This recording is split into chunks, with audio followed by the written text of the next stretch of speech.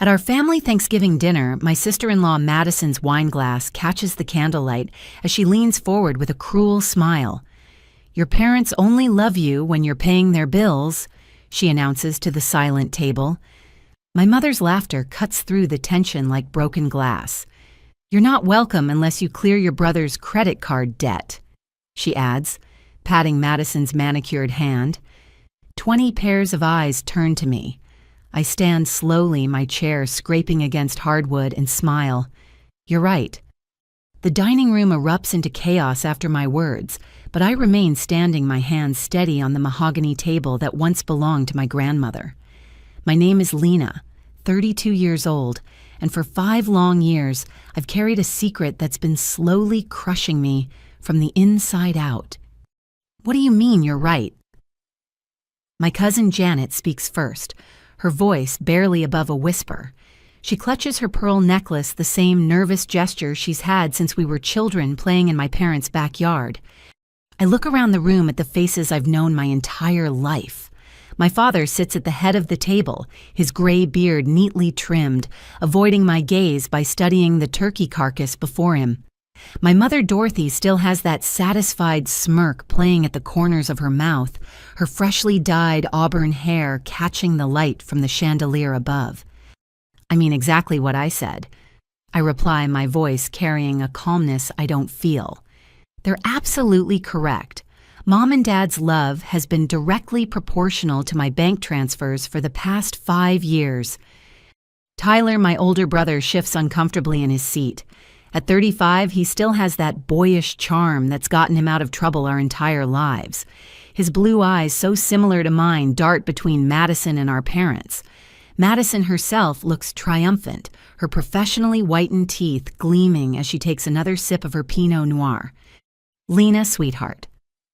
My mother begins her tone, switching to the false sweetness she reserves for public manipulation.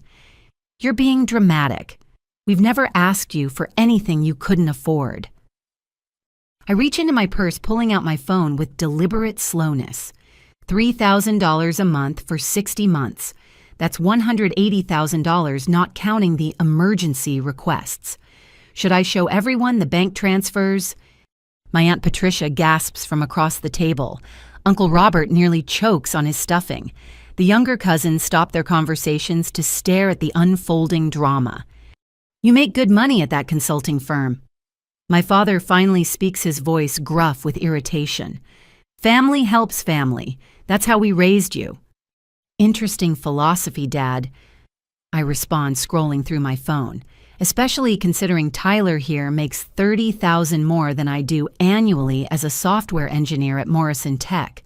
Yet somehow his contribution to your monthly expenses has been exactly $0 and 0 cents. Madison's perfectly sculpted eyebrows rise in practiced surprise. "Tyler and I have our own expenses. We're saving for Benjamin's college fund." She gestures to their 4-year-old son, who's blissfully unaware of the tension playing with his mashed potatoes. "Of course you are," I say, noting the designer watch on her wrist that costs more than 3 months of my parents' mortgage. "And that new BMW X5 in the driveway, also for Benjamin's education." The room falls silent again, but this time it's different. I can feel the shift in energy as family members start to piece together a puzzle they didn't know existed. My phone buzzes with a text, but I ignore it, maintaining eye contact with my mother. "You ungrateful child," she hisses, dropping all pretense of sweetness. "After everything we've done for you." "Everything you've done?" I laugh, but there's no humor in it. "You mean like telling me Dad's business failed when I was 27? Like convincing me that you'd lose the house without my help? Like guilting me every single month about being a good daughter while Tyler lived his best life?" My cousin Marcus, who works in banking, leans forward. "Wait, Lena, are you saying you've been paying their entire mortgage? Mortgage, utilities, insurance, medical bills, groceries, and let's not forget Mom's monthly shopping allowance." I list off on my fingers. "All while being told they're on the verge of bankruptcy." Tyler finally finds his voice. "Lena, you're making it sound like some conspiracy. Mom and Dad needed help. You could afford it." "Could I challenge him. Do you know I've been living in the same one-bedroom apartment for 5 years because I can't save for a house down payment? Do you know I drive a 12-year-old Honda while funding Mom's lease on her Lexus? Madison interjects with her practice therapist voice, though she's actually a lifestyle blogger. Lena, it sounds like you have some resentment issues we should address privately. This isn't the time or place. Oh, but it is. I counter, feeling years of suppressed anger rising to the surface. You see, Madison, when you publicly announce that my parents only love me for my money, you make it exactly the right time and place.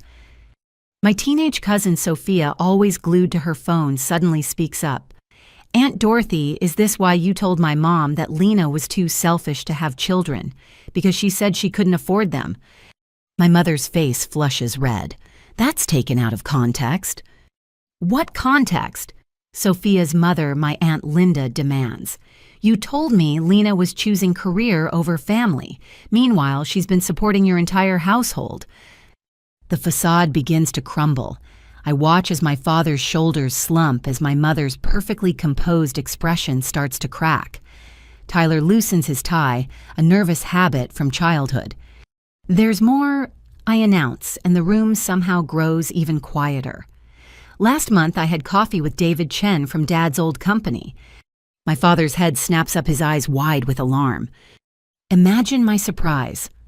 I continue, when he told me that Dad didn't just close the business. He was bought out 5 years ago for $250,000. Gasps echo around the table.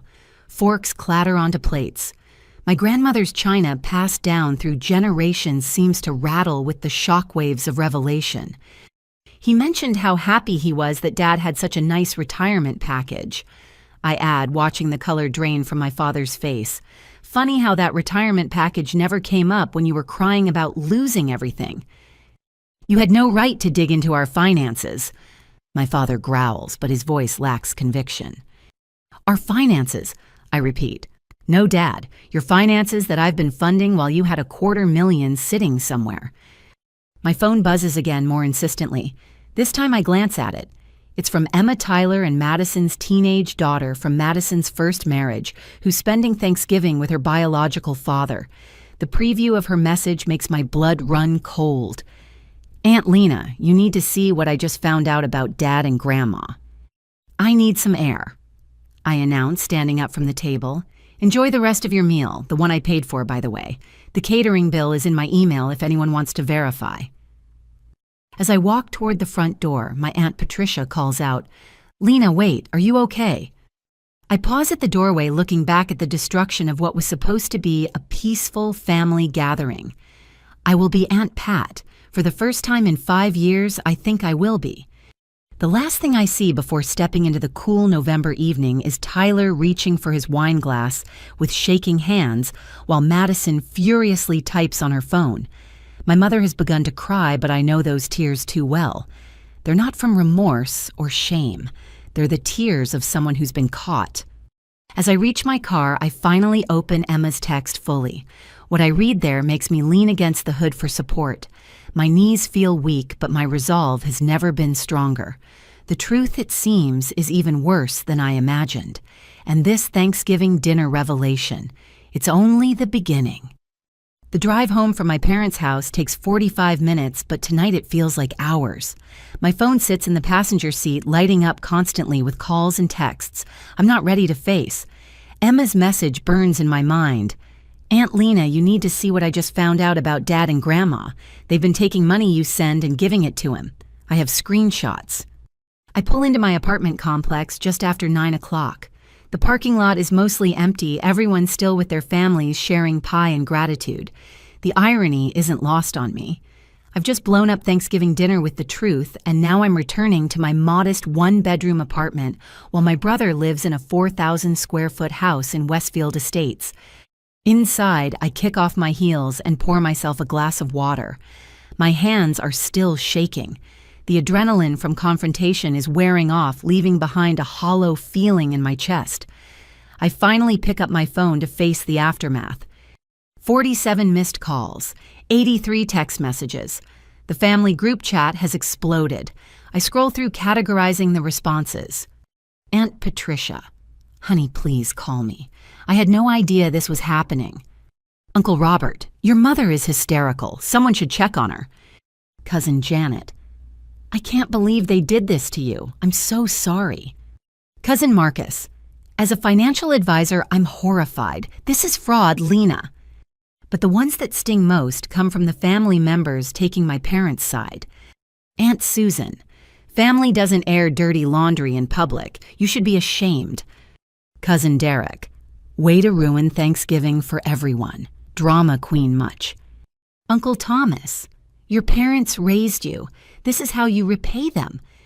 I'm about to put the phone down when Emma's name appears with a call. She's only 16, but she's always been mature for her age. I answer on the second ring. Aunt Lena. Her voice is barely above a whisper. I'm so sorry about what happened. Are you okay? I'm processing, I answer honestly. Where are you calling from? Dad's bathroom. He and Stacy are watching football.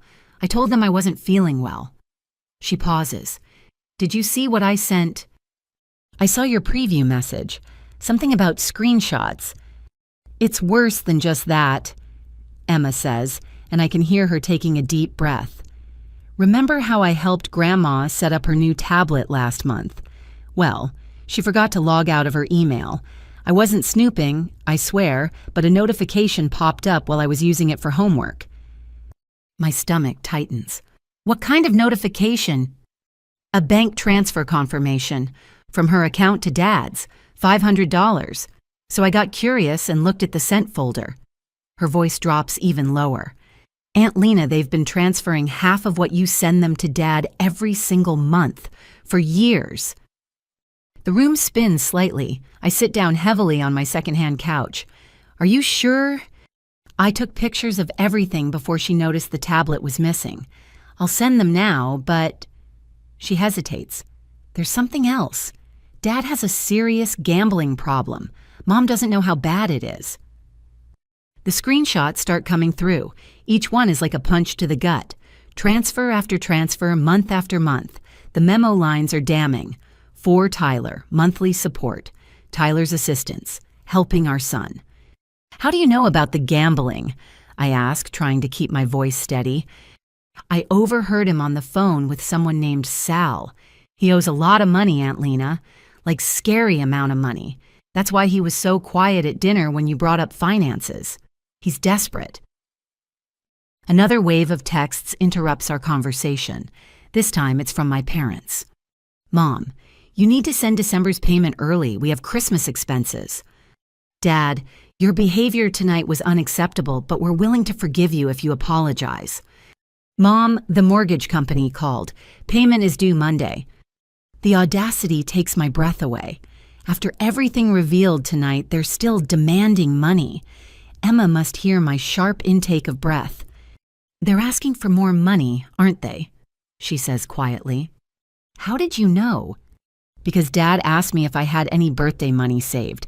He's never done that before. She pauses. Aunt Lena, I'm scared for him, but I'm also angry. What they've done to you isn't right. Emma, listen to me, I say firmly. None of this is your fault or your responsibility. You're being incredibly brave by telling me. I have more evidence, she continues. Screenshots of Dad's betting apps, his credit card statements, he left on his desk emails about defaulted loans. I documented everything because I knew someday someone would need to know the truth. My phone buzzes with another call. It's my mother. I decline it. You're an amazing young woman, I tell Emma. Can you send me everything I need to figure out what to do next? Already uploading to a secure folder. Aunt Lena. Her voice becomes very small. What's going to happen to our family? It's the question I've been avoiding. I don't know, sweetheart, but whatever happens, you'll always have me. That's a promise. After we hang up, I spend the next 2 hours reviewing Emma's evidence. It's comprehensive and damning. Tyler's gambling debt exceeds $200,000. He's taken out loans in Madison's name without her knowledge. He's maxed out credit cards, emptied his children's college funds, and even sold Madison's grandmother's jewelry, replacing it with fakes. My laptop dings with an email notification. It's from my apartment complex. My lease renewal has been denied due to recent negative credit inquiries. My blood runs cold. I haven't applied for any credit recently. I log into my credit monitoring service, something I've neglected lately because I've been so focused on sending money to my parents. What I see makes me stagger to the bathroom, where I lose what little Thanksgiving dinner I managed to eat. 7 new credit cards opened in my name over the past 6 months, 3 personal loans, a car lease for a vehicle I've never seen, and the worst, a mortgage application for a property I don't recognize with my signature forged as a co-signer. The TV in my living room suddenly seems too loud, even though it's on mute. The walls feel like they're closing in. My safe small apartment no longer feels like a refuge. It feels like a trap. My phone rings again. This time it's a number I don't recognize. Against my better judgment, I answer. Ms. Lena Morrison. The voice is professional, concerned. This is Thomas Bradley from First National Bank's Fraud Department. We've detected some unusual activity on accounts connected to your Social Security number. Are you available to discuss this matter? Yes, I whisper, sinking back onto the couch. I think I've just discovered it myself. I'm sorry to hear that, ma'am. Can you come to our main branch tomorrow morning? Given the holiday weekend, I'm making special arrangements to meet with you. This appears to be a serious case of identity theft. We arrange to meet at 8 in the morning. After hanging up, I sit in the darkness of my apartment, not bothering to turn on the lights. The city lights twinkle through my window, other people living their lives unaware that mine is crumbling. Another text from Emma appears. Aunt Lena, I forgot to mention. I saw Grandma at the bank with Dad last Tuesday. They had a lot of papers. The bank lady looked uncomfortable. I think they were trying to get another loan. The pieces start falling into place.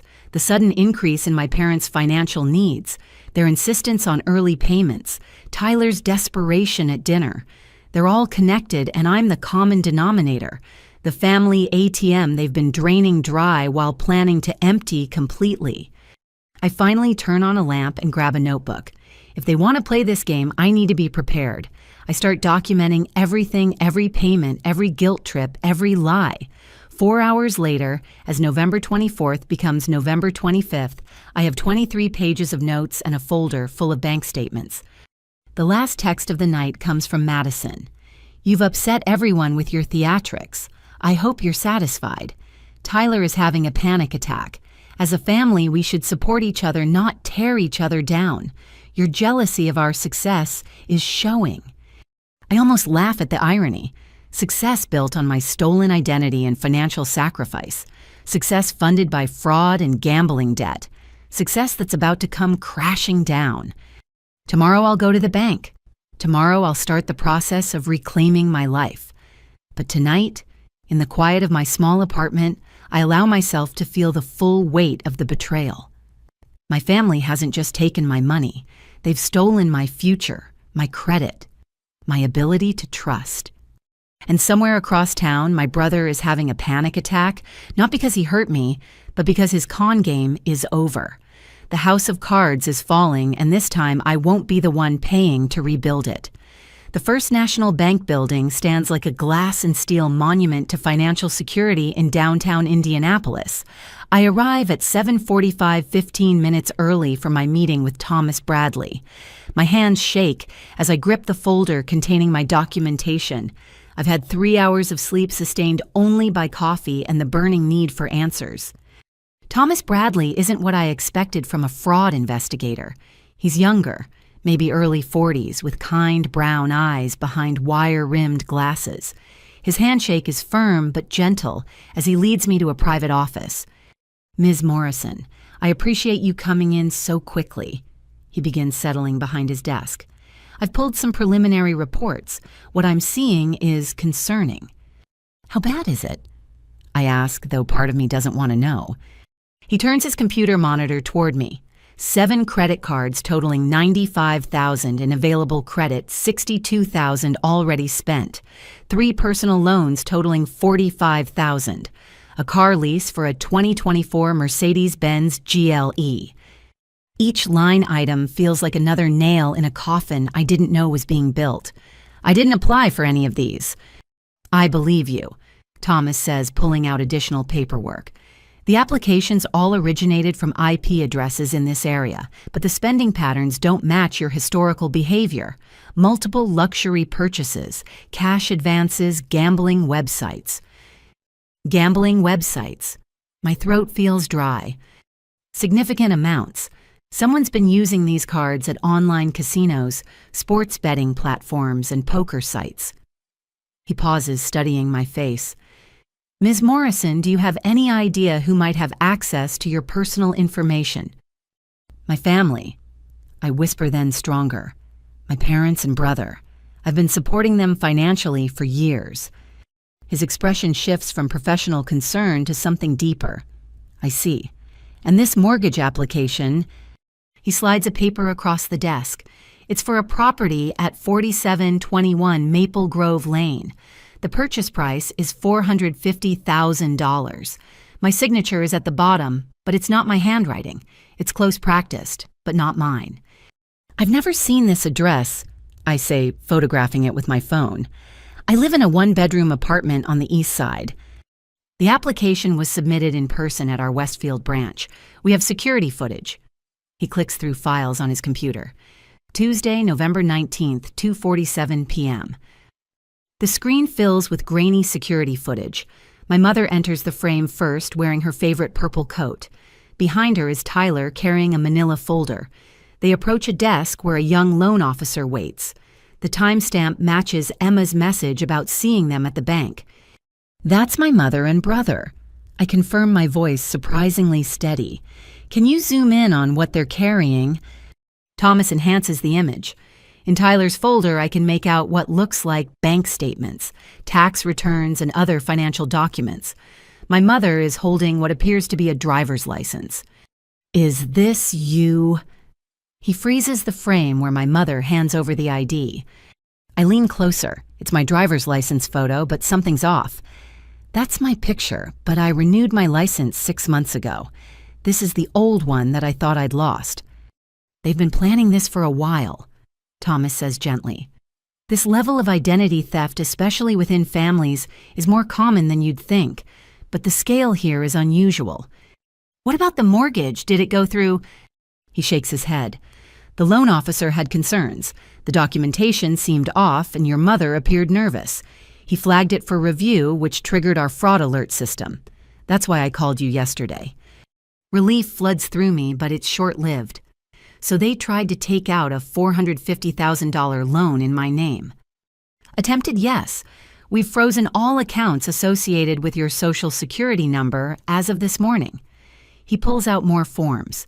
We'll need to file a police report and begin the process of disputing all fraudulent accounts. Police. The word makes it real in a way nothing else has. They're my family. Who committed federal crimes. Thomas says firmly, but not unkindly. Identity theft, fraud, forgery. These are serious offenses, Ms. Morrison, and from what I'm seeing, this won't be their last attempt if we don't act now. I think of Emma's scared voice on the phone, of my mother's tears that were only for being caught, of Tyler's panic attack, born from consequences rather than conscience. What do I need to do? I ask. For the next 3 hours, we methodically work through each fraudulent account. Thomas helps me file disputes, freeze my credit with all major bureaus, and create a fraud alert. He produces a USB drive with all the security footage and documentation. This is evidence, he explains. The police will need it. As we work, more disturbing patterns emerge. The gambling charges align with major sports events. The luxury purchases include jewelry, electronics, and designer clothing, all shipped to addresses I don't recognize. Cash advances total $38,000 taken out in increments just below federal reporting requirements. Someone knew what they were doing, Thomas observes. The cash advances especially. They stayed just under $10,000 each time to avoid triggering automatic reports. My brother works in tech, I say. He'd know about financial systems. Thomas makes a note. Ms. Morrison, I need to show you something else. It might be upsetting. He pulls up another set of security footage. This time, it's from an ATM. The timestamp shows 3 a.m. on various dates. In each one, Tyler is withdrawing the maximum daily amount from cards in my name. He looks desperate, I observe. Tyler's face is haggard, his usual polished appearance replaced by stubble and wrinkled clothes. Gambling addiction often presents this way, Thomas says. The late-night withdrawals, the maximum amounts, the frequency increasing over time. Has he shown signs of this behavior before? Not that I knew, but apparently there's a lot I didn't know about my family. My phone buzzes. It's a text from my boss, Sandra. Lena, your parents called HR yesterday claiming you're having mental health issues. We need to talk Monday. I don't believe them, but formal complaint filed. I show Thomas the message. His jaw tightens. They're trying to discredit you. Classic behavior when financial abuse is exposed. Document everything. They called my workplace. Anger replaces the shock that's been my primary emotion. They're trying to get me fired. It's about control, Thomas explains. If you lose your job, you become dependent. If you're dependent, you can't fight back. We see this pattern in financial abuse cases. The word abuse sits heavy in the air. I've been thinking of this as theft, as betrayal, but abuse. The systematic nature of it, the psychological manipulation, the attempts to isolate me from support systems. He's right. Ms. Morrison. Thomas continues, I recommend you speak with our legal partner, Sarah Winters. She specializes in cases like this, family financial fraud with identity theft components. He hands me a business card. Sarah Winters, attorney at law, specializing in financial crimes and family law. Is it really that serious? I ask, though I already know the answer. Your credit score has dropped 200 points. You have almost $200,000 in fraudulent debt. Your family attempted to add another $450,000. Your employer has been contacted with false claims about your mental stability. He lets each point sink in. Yes, it's that serious. I stand to leave my legs unsteady. The folder of evidence weighs heavy in my hands. Thank you, Mr. Bradley. You've been incredibly helpful. Lena, he says, dropping the formality. I see cases like this more often than I'd like. The family aspect makes it harder but not less criminal. You're doing the right thing. Outside the bank, the November air hits me like a wall. Downtown Indianapolis is busy with Black Friday shoppers, people hunting for deals, while I'm hunting for pieces of my shattered life. I sit in my car for a moment, processing everything. My phone rings. It's a number I don't recognize, but I answer anyway. Is this Lena Morrison? The voice is female professional. Yes. This is Detective Sharon Martinez with the Indianapolis Metropolitan Police Department Financial Crimes Unit. I just received a report from First National Bank regarding extensive identity theft. Could you come to the station today? I'll be there in an hour, I reply, surprised by the steadiness in my voice. Excellent. And Ms. Morrison, bring any documentation you have. Bank statements, communications with family members, anything relevant. After hanging up, I check my messages. The family group chat has devolved into chaos. Aunt Patricia, has anyone heard from Lena? I'm worried. Tyler, she's having some kind of breakdown. We should stage an intervention. Madison, I knew working so much would affect her eventually. Career women often crack under pressure. Mom, my daughter has mental problems. We've been covering for her for years. The lies are so blatant, so calculated. They're building a narrative where I'm the unstable one, where my accusations are delusions. But they don't know about Thomas Bradley, about the security footage, about Emma's screenshots. I type a single response, the truth always comes to light. Save your lies for the police. Then I leave the group chat. As I drive toward the police station, I think about the $450,000 property they tried to buy. What was their end game? Take out the mortgage default on it. Leave me with destroyed credit and possible bankruptcy while they lived in a house bought with my stolen identity. My phone buzzes with one more text. It's from Emma. Grandma and Dad are at the house. They're shredding documents. Mom doesn't know. I'm recording. This 16-year-old girl has more integrity than the adults who raised me. I voice text back, "Be safe. Don't let them know what you're doing. You're brave, Emma." The police station looms ahead. Once I walk through those doors, there's no going back. My parents will become suspects. Tyler will face investigation. The family that's already fractured will shatter completely. But as I park and gather my evidence, I realize something important. They shattered this family the moment they decided I was nothing more than a bank account to drain. They destroyed it with every forged signature, every guilt trip, every transfer to Tyler, while crying poverty to me. I'm not breaking the family. I'm refusing to let them break me. With that thought, I walk through the station doors ready to tell the truth, the whole truth, and nothing but the truth, even if it means watching the people I love face the consequences they've earned. 3 days after filing the police report, I call a family meeting. Not at my parents' house, where they control the environment, but at a neutral location, the conference room at the Marriott downtown. I pay for the space myself, wanting no obligations or guilt trips attached to this confrontation. I arrived 30 minutes early to set up. My lawyer, Sarah Winters, offered to attend, but I need to do this myself. I arrange chairs around the conference table, place water bottles at each seat, and connect my laptop to the projection system. The evidence Emma sent fills several folders on my desktop waiting. Sarah did give me one piece of advice. Record everything. Indiana is a one-party consent state. You have every right to document this meeting. The small digital recorder sits in my jacket pocket, already running.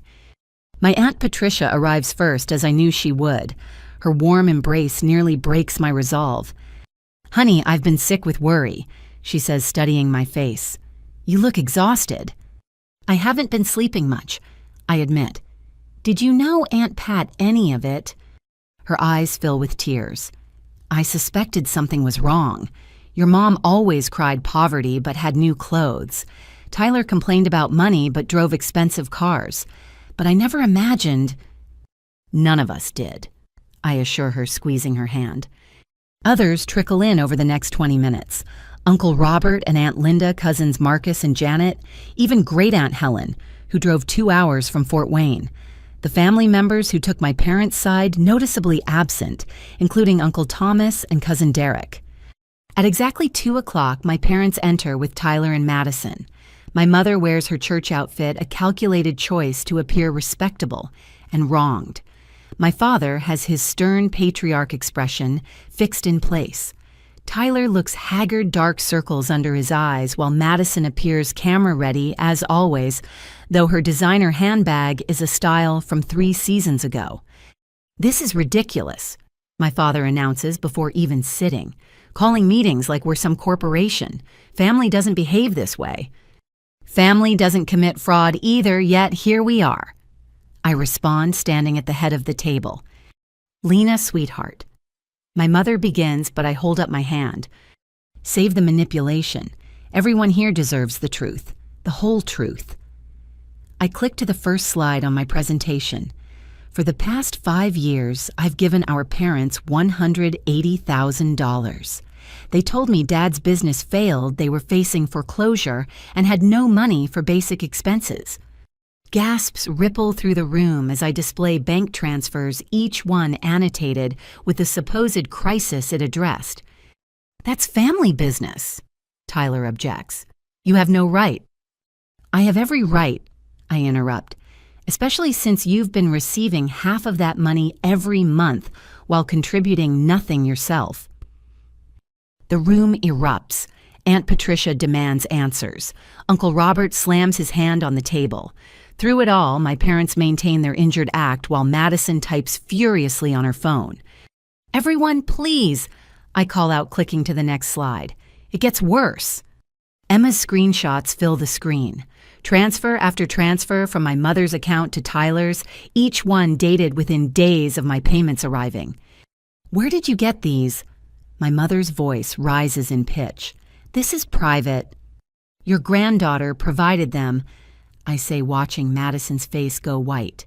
"Emma discovered the truth and had the courage to share it." "That little brat," Madison hisses. "She had no business." "She had every business protecting someone she loves from continued theft. Cousin Marcus interjects. This is embezzlement, plain and simple. I click again. Tyler's gambling debts appear documented through Emma's photos of betting apps and collection notices. $200,000 in gambling debt, I announce, funded by the money meant for our parents' survival, money I sacrificed my own future to provide. Tyler shoots to his feet. You don't understand the pressure I'm under. The expectations, Madison wants a certain lifestyle, Benjamin needs the best schools, Emma's activities cost a fortune. So you gambled away my money, I ask quietly. You stole from our parents' support to feed your addiction. It's not addiction, he shouts. I had a system I was going to win it back. Classic gambler's fallacy, Aunt Helen observes dryly. I've seen it destroy better men than you, Tyler. Madison stands grabbing her purse. This is character assassination. We don't have to listen to this. Sit down. I command with an authority I didn't know I possessed. We're not done. Something in my voice makes her comply. I click to the most damning evidence. This is security footage from First National Bank, Tuesday, November 19th. The grainy video plays showing my mother and Tyler attempting to forge my signature on a mortgage application. The room falls completely silent. On screen, my mother hands over my old driver's license, while Tyler pushes papers across to the loan officer. They tried to take out a $450,000 mortgage in my name, I explain, added to the $180,000 in credit cards and loans they'd already opened fraudulently. Oh my God, Aunt Linda breathes. Dorothy, how could you? My mother's composure finally cracks. We were desperate. Do you know what it's like to pretend everything's fine when you're drowning, to watch your son struggle while your daughter hoards money? Hoards money. I laugh bitterly. I live in a one-bedroom apartment. I drive a 12-year-old car. I haven't taken a vacation in 5 years. Meanwhile, you have a Lexus and a secret $250,000 from Dad's business sale. Another explosion of shock. This time my father speaks. How do you know about that? His voice is dangerous, the tone that used to scare me as a child. David Chen told me, I reply calmly. Imagine his surprise when he learned you'd been claiming poverty while sitting on $250,000. That money is none of your business, my father growls. It became my business when you made me your personal ATM while hiding your own assets. I shoot back. Tyler tries a different tactic. Lena, we're family. We can work this out privately. No need for all this drama. Drama. I click to the next slide. This is the email your mother sent to my HR department claiming I'm mentally unstable. She tried to get me fired. I display the email obtained through my boss, who was disgusted by the attempt. It details supposed concerning behaviors, claims I've been acting, erratically suggests I need psychological intervention. That was for your own good, my mother insists. You've been under so much stress. Stress you caused. I slam my hand on the table, finally letting anger show. You've stolen my money, destroyed my credit, attempted major fraud, and tried to sabotage my career. Then you have the audacity to claim I'm the problem. She's right. A quiet voice speaks from the doorway. Everyone turns to see Emma standing there, her father, Madison's ex-husband, behind her. Emma! Madison shrieks. What are you doing here? You're supposed to be with your father. I am with my father, Emma says calmly, and he knows everything. I told him about the gambling, the theft, the fraud. He's filing for full custody. Madison lunges toward her daughter, but her ex-husband James steps between them. Don't, he warns. Emma's shown me everything. The credit cards you didn't know Tyler opened in your name too, the loans against your car, the fact that he sold your grandmother's real jewelry and replaced it with fakes. Madison staggers back. What? Did you really think I wouldn't notice, Mom? Emma asks sadly. Grandma Morrison's emerald ring, it's glass now. Her pearl necklace, fake. Tyler sold them 6 months ago to cover gambling debts. Tyler. Madison turns to her husband, her perfect facade crumbling. Is this true? His silence is answer enough. I have the pawn shop receipts. Emma adds, pulling out her phone. $47,000 worth of your jewelry, Mom, gone. The room watches Madison process this betrayal. The woman who started this meeting so smug now looks shattered. You stole from me, too. Her voice is barely a whisper. I was gonna buy it back, Tyler mumbles, when I won big. The same excuse you used for stealing from Lena, Marcus observes. Classic addict behavior. Stop calling me an addict, Tyler shouts. You don't understand the pressure, the expectations. Everyone thinks I'm successful, but it's all a lie. The house is mortgaged 3 times over. The cars are leased credit cards maxed out. I needed a big win to fix everything. So you decided to destroy your sister's life to fund your delusions, Uncle Robert asks disgustedly. My mother tries one last manipulation. Lena, please. We made mistakes, but we're family. Family forgives. I stand gathering my laptop and materials. Family doesn't systematically destroy each other. Family doesn't steal identities, forge signatures, or attempt to ruin careers. Where are you going? My father demands. To meet with Detective Martinez. She's expecting an update after this meeting. I pause at the door. You have 48 hours to get attorneys. The fraud charges will be filed Monday morning. You'd send your own parents to jail. My mother's voice cracks. I'm not sending you anywhere. You sent yourselves the moment you decided I was nothing more than a resource to exploit. I look around the room at my extended family. I'm sorry you all had to witness this, but you deserve the truth. Aunt Patricia stands. We're with you, Lena. This is criminal and they need to face consequences. Uncle Robert nods. I'll testify if needed. This is unconscionable. One by one, most of the family members voice their support. My parents sit isolated at their end of the table, their lifetime of manipulation finally exposed. Tyler. Madison says quietly, I want a divorce, and I want you out of the house tonight. Baby, please, he starts. Don't, just don't. She turns to me. Lena, I owe you an apology. I was horrible at Thanksgiving. I didn't know. But you suspected, I reply. You knew something wasn't right with the money and you chose to look away as long as you benefited.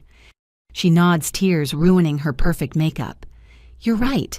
I was complicit through willful ignorance. Emma crosses to me, wrapping her arms around my waist. I'm proud of you, Aunt Lena. This couldn't have been easy. No, I agree, hugging her back. But it was necessary. As I leave the conference room, I hear the arguments starting behind me. Accusations, flying alliances, shifting the family structure forever altered. But for the first time in 5 years, I feel free.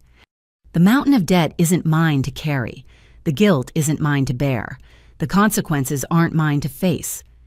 In the hotel lobby, Sarah Winters waits with Detective Martinez. They've been watching the feed from my laptop live stream to Sarah's phone for legal documentation. That was intense, Detective Martinez says, but you got several confessions on tape. This will make prosecution much easier. What happens now? I ask. Now we build the case, Sarah replies. With what we just witnessed, plus the bank evidence and Emma's documentation, we have enough for arrest warrants.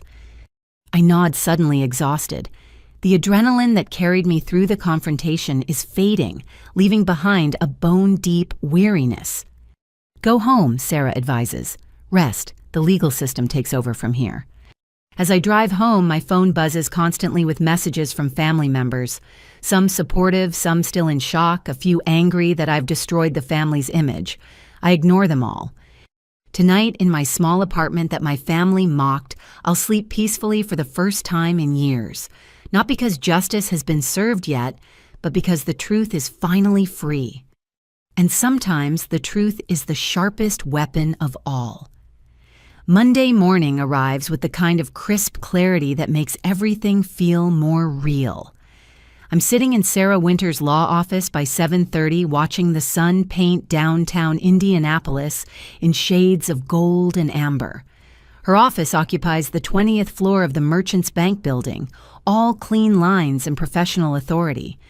Sarah herself is nothing like I expected when Thomas Bradley first recommended her. In her early 50s, with silver-streaked auburn hair and laugh lines that suggest she hasn't let her serious profession steal her humanity, she radiates the kind of confidence that comes from winning battles others deemed impossible. Coffee she offers pouring from a French press on her credenza. We have a full day ahead. Please, I accept gratefully. I haven't been sleeping well. That's normal, she assures me, handing me a pristine white mug. Family fraud cases are emotionally exhausting. You're grieving the family you thought you had while fighting the one you actually have. Her words hit deep. I am grieving, though I hadn't named it until now. Detective Martinez will be here in an hour.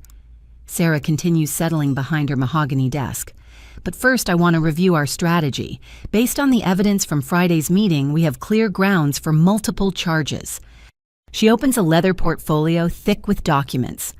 Identity theft, forgery, fraud, conspiracy to commit fraud, and potentially racketeering, given the organized nature spanning years.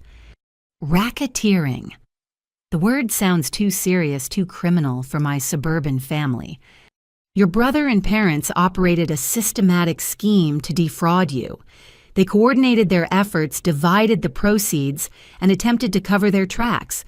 That's organized crime, Lena, regardless of sharing DNA with the perpetrators. A knock interrupts us. Sarah's assistant shows in Detective Martinez, who looks exactly as I'd pictured from our phone conversations. Mid-40s sharp eyes that miss nothing, and an air of someone who's seen too much but hasn't let it make her cynical. Ms. Morrison, she greets me warmly, I've reviewed the recording from Friday. Your family gave us quite a show. They tend to be dramatic, I reply weakly. Criminal confessions usually are, she says, pulling out her tablet. I've prepared arrest warrants for your parents and brother. We'll execute them this afternoon. The reality hits like cold water. This afternoon, the longer we wait, the more time they have to destroy evidence or flee, Detective Martinez explains. Your cousin Emma informed us they were shredding documents. We need to move fast. Sarah interjects, there's something else, Lena. We've discovered additional victims. My coffee cup freezes halfway to my lips. What? Detective Martinez pulls up files on her tablet. After the bank filed their report, we cross-checked your family members against fraud databases. Your brother has 3 other identity theft victims, all former girlfriends. Your parents have 2 both elderly relatives who've since passed. Oh my God, the room spins slightly. How long has this been going on? Based on our preliminary investigation, at least 12 years, the detective says gently. You weren't their first victim, Lena. You were just their most profitable. Sarah adds, this strengthens our case significantly. Pattern behavior, multiple victims, escalating amounts. No jury will see this as a family misunderstanding. We spend the next 2 hours building the comprehensive case. I sign affidavits, provide additional documentation, and answer questions about family dynamics that might affect prosecution. Through it all, one thought keeps returning: 12 years. They've been doing this for 12 years. At 10 o'clock, Sarah's assistant interrupts. Ms. Winters, there's a James Patterson here with his daughter Emma. They say it's urgent. Send them in, I say quickly. Emma enters, first looking older than her 16 years, but determined. James follows a folder clutched in his hands. Aunt Lena. Emma says, crossing to hug me. We found more evidence. James steps forward. After Friday's meeting, I went through Madison's things while she was at her mother's. Found these hidden in the garage. He spreads papers across Sarah's desk. Credit card statements in Madison's name showing massive balances. Loan documents she clearly never signed. And most damning, a life insurance policy on Madison worth $2 million with Tyler as sole beneficiary taken out 6 months ago without her knowledge. He was planning something, James states flatly. You don't secretly insure your wife for $2 million unless you're planning something. Detective Martinez immediately photographs each document. This changes things. We need to add additional charges and possibly involve federal authorities. Federal? I ask. Crossing state lines with fraud using postal service for fraudulent insurance applications, and the amount exceeds federal thresholds. She explains. The FBI will want this case. Sarah's already on her phone. I have contacts at the bureau. Let me make some calls. While she steps into her private conference room, Emma shows me something on her phone. I've been monitoring Dad's social media and email. He's been talking to someone named Sal constantly. Look at these messages. The texts are barely veiled threats. Sal wants his money. Tyler promises he'll have it soon. The amounts mentioned make my stomach turn $300,000 with interest climbing daily. These aren't legitimate creditors, Detective Martinez observes. This is organized crime territory. Your brother's in deep with dangerous people. Which explains the desperation, James adds. The house of cards isn't just falling, it's being demolished by people who don't accept bankruptcy as payment. Sarah returns her expression grim. FBI's interested. They're sending agents this afternoon. Lena, this is bigger than family fraud now. Your brother's connected to an interstate gambling ring they've been investigating. I just wanted them to stop stealing from me, I say, feeling overwhelmed. Now it's federal crimes and organized crime connections. You uncovered a thread, Detective Martinez says. We're just following where it leads. My phone rings. It's my boss, Sandra. Lena, I'm sorry to call during your personal time, but your mother's here. She's in the lobby making a scene demanding to see you, claiming you're having a mental health crisis. I'm not at the office, I tell her. I'm with my attorney. Thank God, Sandra sighs. Security's handling it, but she's saying she'll call every client, every board member until you speak with her. Sarah takes my phone. This is Sarah Winters, Ms. Morrison's attorney. Please have security document everything your visitor says and does. If she refuses to leave, call the police.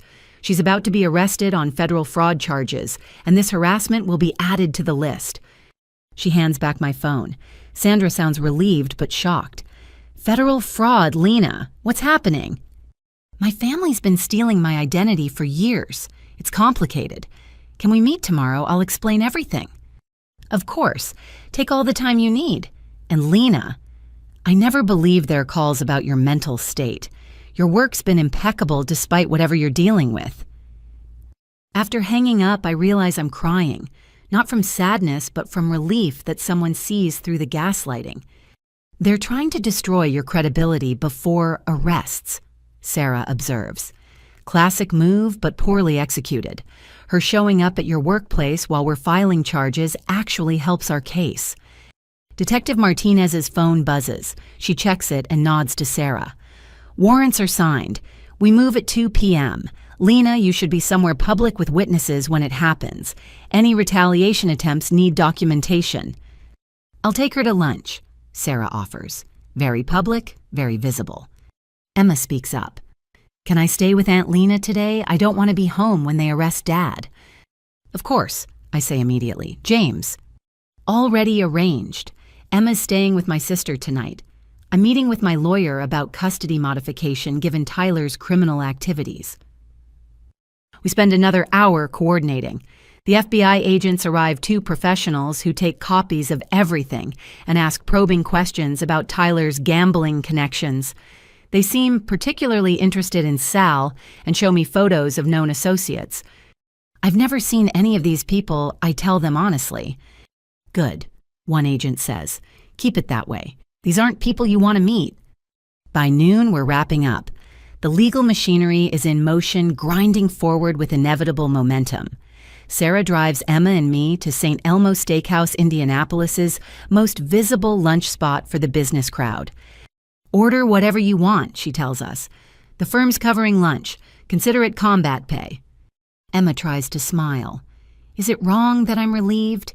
That sounds terrible, Dad being arrested, but I'm just so tired of the lies and fear. It's not wrong, I assure her. You've been carrying adult burdens no teenager should face. Being relieved it's ending is completely normal. Mom texted. She shows me her phone. She's asking where I am, says Dad's acting strange packing things. Sarah immediately texts Detective Martinez. Within minutes, she responds that they're moving the timeline up, concerned about flight risk. We're halfway through our shrimp cocktail when Sarah's phone rings. She steps away, returning with a carefully neutral expression. "They've made the arrests. Your parents were at their home. Tyler was attempting to board a flight to Costa Rica.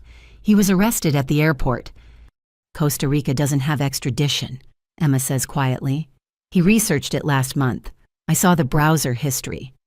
The rest of lunch passes in a blur. Emma picks at her food while I pretend to eat. Sarah fields calls from various law enforcement agencies coordinating the next steps. Around us, Indianapolis's business elite conduct their normal Monday lunches, oblivious to our small drama. At 3 o'clock, we return to Sarah's office to find it bustling with activity. Detective Martinez waits with updates. "Your parents are in custody, both invoking their right to counsel.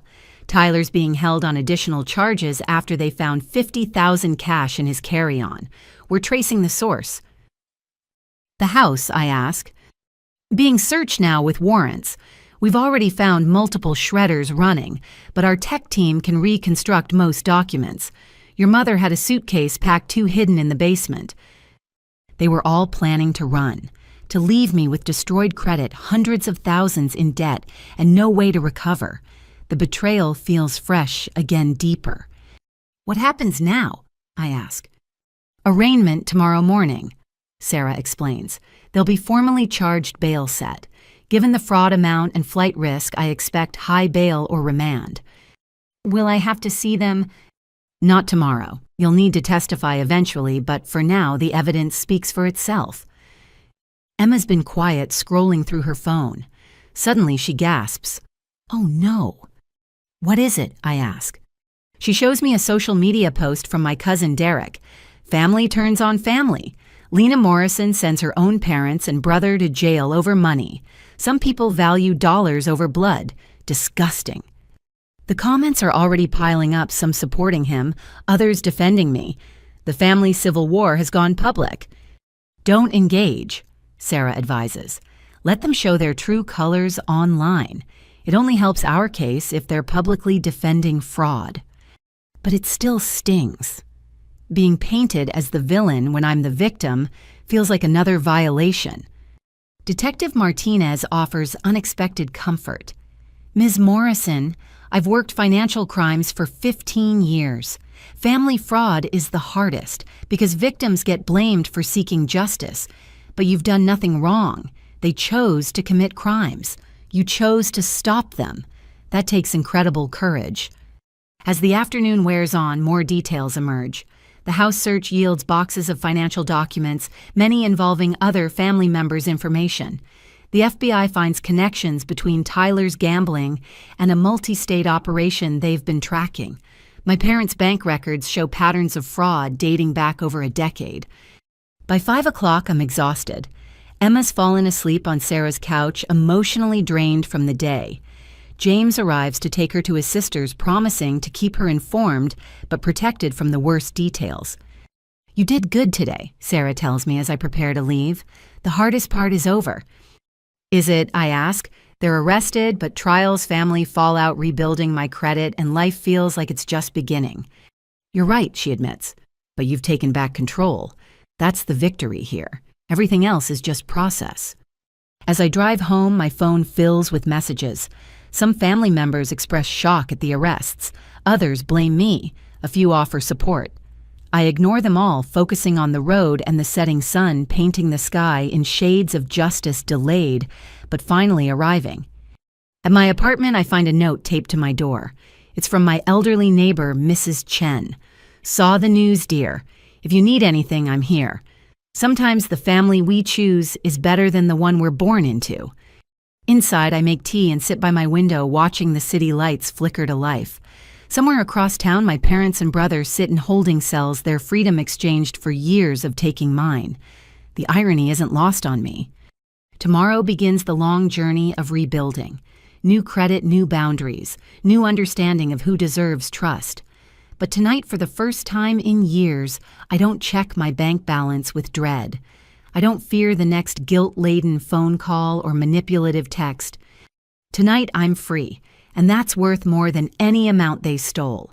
Tuesday morning hits differently when your family's mugshots are trending on local news sites. I arrive at Meridian Consulting Group at 6:45, hoping to avoid the early crowd, but Sandra's already waiting in my office with 2 cups of coffee and a concerned expression. Lena. She starts then stops, seemingly at a loss. In our 8 years working together, she's never seen me as anything but composed and professional. I know it's a lot. I acknowledge, accepting the coffee gratefully. I wanted to tell you in person what's been happening.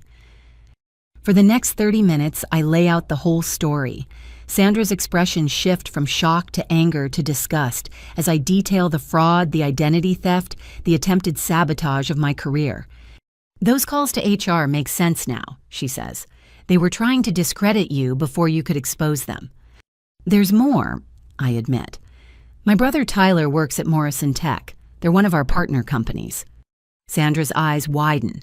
Morrison Tech handles several joint projects with us, including the Henderson Industries implementation I'm leading. We need to loop in legal, she says immediately. If he had access to our shared systems, I already thought of that. I pull out my laptop, showing her my documentation. I've been tracking irregularities in our joint projects for the past 6 months, small things I initially attributed to miscommunication. The patterns once isolated seem innocuous. Delayed deliverables from Morrison Tech's side, budget overruns blamed on our specifications, client complaints about integration issues that somehow always traced back to my recommendations, even when I wasn't involved. He's been sabotaging your work, Sandra breathes. This is corporate espionage. I think it's worse than that. I open another file. These are emails from Tyler to stakeholders at Henderson Industries. He's been poisoning the well, suggesting I'm difficult to work with, that I'm the reason for project delays. Sandra's face darkens. She pulls out her phone. Margaret Chen needs to know about this immediately. Margaret Chen, our CEO, is not someone you disturb at 7 in the morning unless the building's on fire. But Sandra calls anyway, putting it on speaker. Sandra, this better be important. Margaret's voice carries the authority of someone who built a consulting empire from scratch. Lena Morrison's brother has been conducting corporate sabotage against us through Morrison Tech. We have evidence. A pause. I'll be there in 20 minutes. Have legal join us. While we wait, I continue showing Sandra the evidence. Email threads where Tyler inserted himself into conversations he had no business joining. Project files accessed from his credentials during my meetings, ensuring he knew my strategies before I could implement them. Subtle alterations to shared documents that made my proposals seem less favorable. How long has this been going on? Sandra asks. Based on the access logs, about 8 months, right around when I started limiting financial support to my parents. He was building a case to get you fired, she realizes. If you lost your job, I'd be desperate enough to not notice the identity theft, maybe even need their help. I finish her thought, or at least be too overwhelmed to fight back. Margaret arrives with our chief legal counsel, David Park, and the head of IT security, Rashid Patel. What follows is a forensic dissection of 8 months of corporate manipulation. Rashid's fingers fly over his laptop. I'm seeing unauthorized access to our shared drives from Morrison Tech IP addresses. Someone used elevated permissions to view files they shouldn't have accessed. Tyler's a software engineer, I explain. He'd know how to cover his tracks. Not well enough, Rashid mutters. Amateur hour. He masked his initial entry but got sloppy with subsequent access. I can trace every file he touched. David Park is taking rapid notes. This is corporate espionage, breach of contract, and potentially theft of trade secrets. Morrison Tech is liable for their employees' actions. Margaret's been quietly reviewing the emails Tyler sent to Henderson Industries. Her expression grows colder with each one. He told Henderson you were unstable, she says finally. Suggested they request a different project lead. Use terms like emotional volatility and questionable judgment. Classic gendered sabotage, Sandra observes bitterly. Paint the woman as hysterical, unstable, emotional. My phone buzzes. It's Emma texting from school. News vans at Mom's office. Her company put her on leave. Dad's bail hearing is starting. I show the text to the group. Tyler's bail hearing is this morning. His employer doesn't know about the corporate espionage yet. Margaret smiles. It's not a pleasant expression. They will within the hour. David prepare cease and desist letters for Morrison Tech. Detail every breach. Rashid compile everything for law enforcement. We're adding corporate espionage to Mr. Morrison's charges. What about Henderson Industries? I ask. They've been getting false information about me for months. Leave Henderson to me, Margaret says. Richard Henderson and I go back 20 years. He'll be very interested to know someone's been manipulating his company's relationship with ours. The next 2 hours blur together. Rashid discovers more than we initially thought. Tyler didn't just access my files, he copied entire project proposals, client lists, and pricing strategies. The potential damage runs into millions. He was probably planning to jump ship, David observes.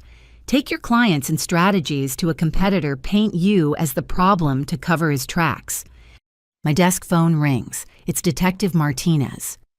Ms. Morrison thought you should know. Tyler's bail was denied. The judge considered him a flight risk given the airport incident.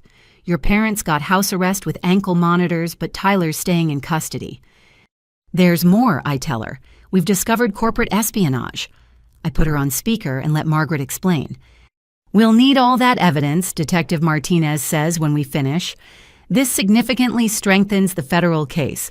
The FBI will be very interested. After she hangs up, Margaret turns to me. Lena, I need to ask, is there any possibility Tyler had help inside our company? I've wondered that myself. I pull up our organizational chart. He seemed to know about meetings he wasn't invited to, decisions made in closed sessions. Sandra gasps. The Henderson Project kickoff. Remember how Morrison Tech showed up with a counter-proposal that addressed every concern we'd discussed privately? I assumed they'd done their homework, I say slowly, but the specifics were too exact. Rashid's already pulling security footage and access logs from that day. We had a visitor badge issued to a Morrison Tech employee who isn't Tyler, Jessica Walsh. That's Tyler's direct report. I recognize the name. She's tagged in his social media constantly, office happy hours, team celebrations. I'll review her access, Rashid says. If Tyler had an accomplice... Margaret stands. Staff meeting in an hour. We need to inform everyone about potential security breaches without causing panic. Lena, you'll present your projects as normal. Don't let this derail your work. Actually, Sandra interjects, I think Lena should take a few days, not because of performance. She adds quickly, seeing my expression. But you're dealing with family arrests, identity theft, and now corporate espionage. That's trauma on top of trauma. I need to work, I protest. If I stop moving, I'll fall apart. Then work from home, Margaret compromises. Full access, full pay, but away from potential drama if reporters show up. This story's gaining traction. She's right. My phone's been buzzing with calls from unknown numbers all morning. One voicemail is from a reporter at the Indianapolis Star wanting a statement about sending your family to prison over money. David Park offers unexpected support. I can draft a statement if media becomes persistent. Make it clear you're a victim of serious crimes, not a vindictive family member. Would that help? I ask. Public perception matters, he admits. Especially if this goes to trial. Jury pools come from the same public reading these headlines. By 10 o'clock, the corporate investigation has expanded. Rashid's found evidence of Jessica Walsh accessing systems outside her authorization, always within hours of Tyler's intrusions. Margaret's on the phone with Morrison Tech's CEO, who's apparently just learning his company might face massive liability. He's claiming complete ignorance, she reports. Says Tyler was a model employee, high performer, great team player. Sociopaths usually are, Sarah Winters says. She's arrived for a scheduled meeting but quickly becomes absorbed in the unfolding corporate drama. They're charming until they're caught. My phone rings with a number I don't recognize. Against better judgment, I answer. Lena, this is Pastor Williams from your parents' church. My stomach drops. Pastor Williams has known me since childhood, baptized me at 13, counseled our family through various crises. I'm calling about your parents, he continues. They're devastated, Lena. Your mother had to be sedated last night. Your father's age, 10 years. Whatever disagreement you have, surely it doesn't warrant destroying your family. Pastor Williams, I say carefully, aware everyone in the room is listening. Did they tell you they stole my identity, opened credit cards in my name, and tried to take out a fraudulent mortgage? Silence. Then, they mentioned a misunderstanding about finances. A misunderstanding. My voice rises. They committed federal crimes. They destroyed my credit. They tried to get me fired. That's not a misunderstanding, that's a criminal conspiracy. Lena, the Bible teaches forgiveness. It also teaches thou shalt not steal, and thou shalt not bear false witness. I interrupt. They stole hundreds of thousands and are lying about it. Where's your sermon about that? Sarah takes the phone. This is Ms. Morrison's attorney. Any further contact should go through my office. And Pastor, you might want to verify facts before inserting yourself into federal criminal proceedings. She hangs up and hands back my phone. That won't be the last flying monkey they send. Flying monkey, Rashid asks. Narcissist terminology. Emma texts. She's been following our group chat. People who do the narcissist's bidding, usually unknowingly. Grandma and Grandpa are probably calling everyone with their victim story. Margaret's assistant interrupts. Ms. Chen Richard Henderson on line 1. He says it's urgent. Margaret takes the call in her office. Through the glass, we can see her expression shift from professional to genuinely shocked. She gestures for me to join her. Richard, I'm putting you on speaker with Lena Morrison. Ms. Morrison. Henderson's voice is grave. I just received a call from Tyler Morrison. He's in jail asking me to post his bail in exchange for information about supposed irregularities in your work. My knees go weak. Even from jail, Tyler's trying to destroy me. What did you tell him? Margaret asks.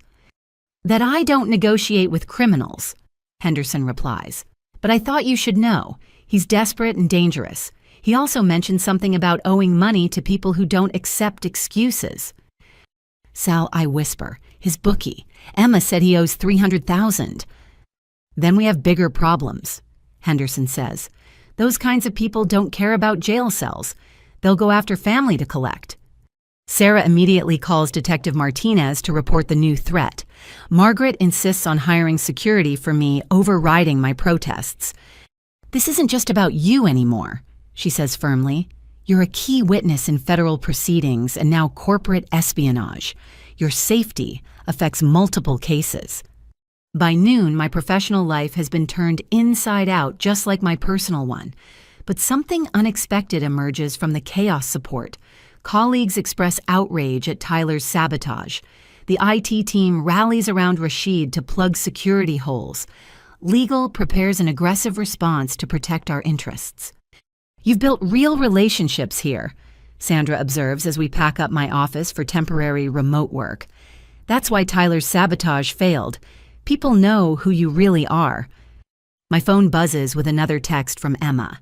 Dad's lawyer just quit. Says the case is unwinnable with current evidence. Mom's filed for divorce. Grandma's pastor called asking why the church mortgage payment bounced. Each message reveals another thread in the web of lies unraveling. Tyler borrowed from church's friends anyone who'd listen, always planning to pay it back with the big win that never came. Your family, Margaret says, quietly reading over my shoulder, appears to be a criminal enterprise masquerading as relatives. I'm starting to realize that, I admit, the signs were there. I just love them too much to see. Love makes us blind, she acknowledges, but it shouldn't make us victims. As I leave the office with a banker's box of essential files and a laptop configured for secure remote access, Rashid stops me. Lena, I found something else. Tyler's been in our systems since before you limited their money. The timeline suggests this wasn't retaliation. He's been planning to undermine you for over a year.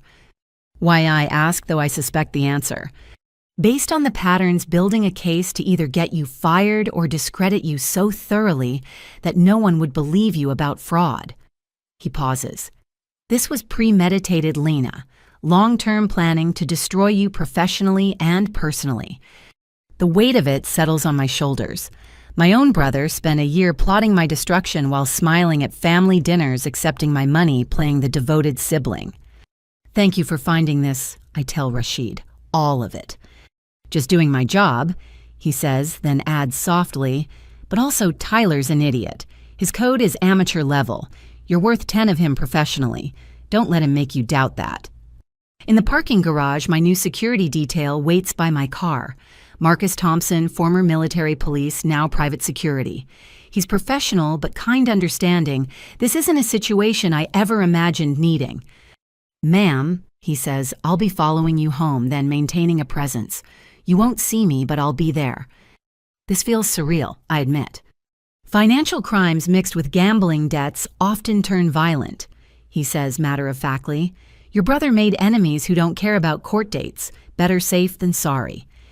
As I drive home with Marcus's SUV maintaining a careful distance behind me, I reflect on the morning's revelations. Tyler didn't just steal money or commit fraud.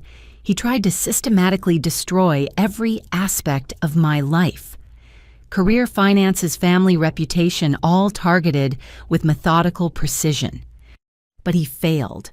The professional relationships I built on merit and integrity held strong. The documentation habits he mocked as anal retentive became evidence of his crimes. The very persistence he tried to paint as mental instability became the strength that exposed him. My phone rings through the car's Bluetooth. It's Sarah Winters. Lena update. Jessica Walsh from Morrison Tech was just arrested. She confessed to helping Tyler in exchange for promises of a better position when he started his own company with stolen clients. He was planning to start his own company.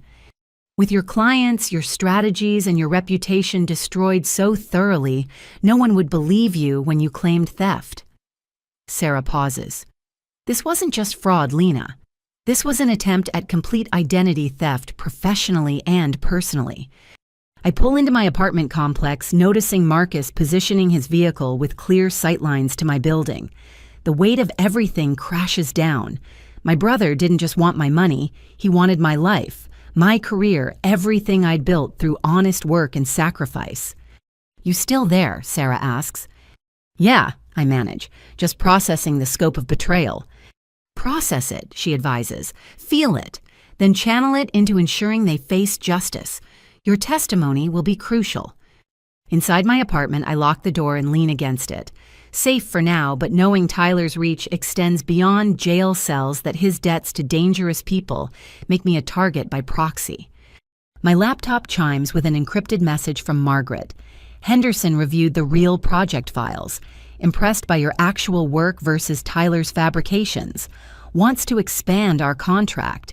Your integrity in this situation has actually strengthened our business relationship. It's a small victory in an ocean of chaos, but I'll take it. Tyler tried to destroy my professional life and instead revealed its strong foundations. He tried to isolate me and instead showed me who truly has my back. Tomorrow, I'll work from home building cases, both legal and professional. But tonight, I deadbolt my door grateful for Marcus's presence outside and try not to think about what desperate people do when their schemes collapse. The workplace conspiracy failed, but I know this isn't over. Tyler's web extends beyond family fraud and corporate espionage. Somewhere in Indianapolis, dangerous people are calculating how to recover their money. And I'm the only one left with any assets to claim. Wednesday afternoon. I'm deep in project documentation when my phone rings with a number I don't recognize. I almost don't answer. Reporters have been relentless. But something makes me pick up.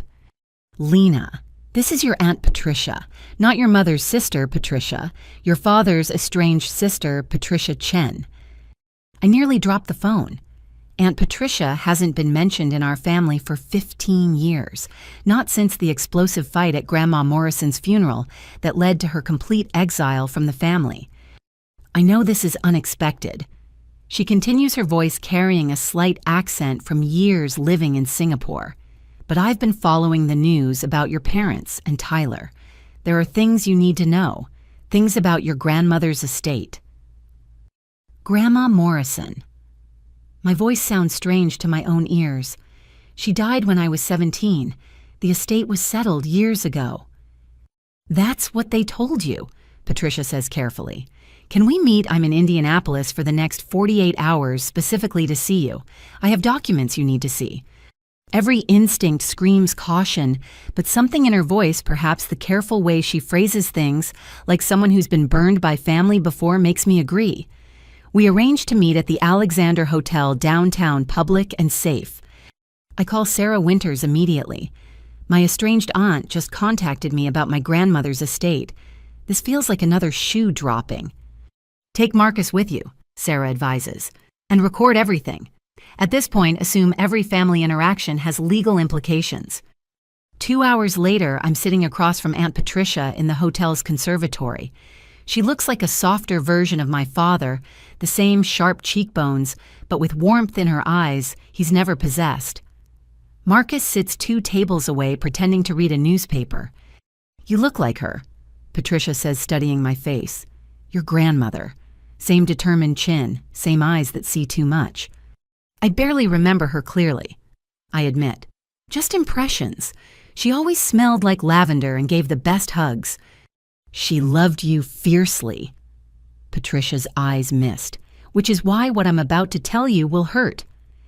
She pulls out a leather portfolio, aged and official looking. Your grandmother didn't just leave the small inheritance your parents claimed. She left a substantial estate in trust specifically designed to prevent your parents from accessing it. My hands shake as I open the portfolio. Legal documents, bank statements, property deeds. The numbers make no sense. They're too large, too significant. This says she left me. I can't finish the sentence. $400,000 in cash, her house on Meridian Street, and a 60% stake in Morrison Imports. Patricia confirms. The company your parents told you went bankrupt. It's been operating profitably for the past 15 years. Your cousin Daniel, my son, has been managing it from Singapore. The room tilts. I grip the table for stability. But Dad said the company failed, that Grandma died broke. That's why we couldn't afford college without loans. Your grandmother knew exactly who your father was, Patricia says gently. She structured the trust to protect you and Tyler from your parents' greed. The trustee was supposed to inform you on your 25th birthday. I'm 32, I state numbly. No one ever contacted me. Because the trustee was your father's lawyer friend, Robert Steinberg. They've been hiding the trust and collecting management fees while telling you nothing existed. I flip through pages of bank statements showing quarterly dividends deposited into an account I've never seen. Annual reports from Morrison Imports showing steady growth. Property tax records for a house I supposedly own but have never visited. This is why you fought at the funeral, I realize. You knew what they were planning. Patricia nods. I tried to get guardianship of the trust, but your parents had already poisoned the family against me. Called me a gold digger trying to steal from grieving children. The judge sided with them, appointing their chosen trustee. How much?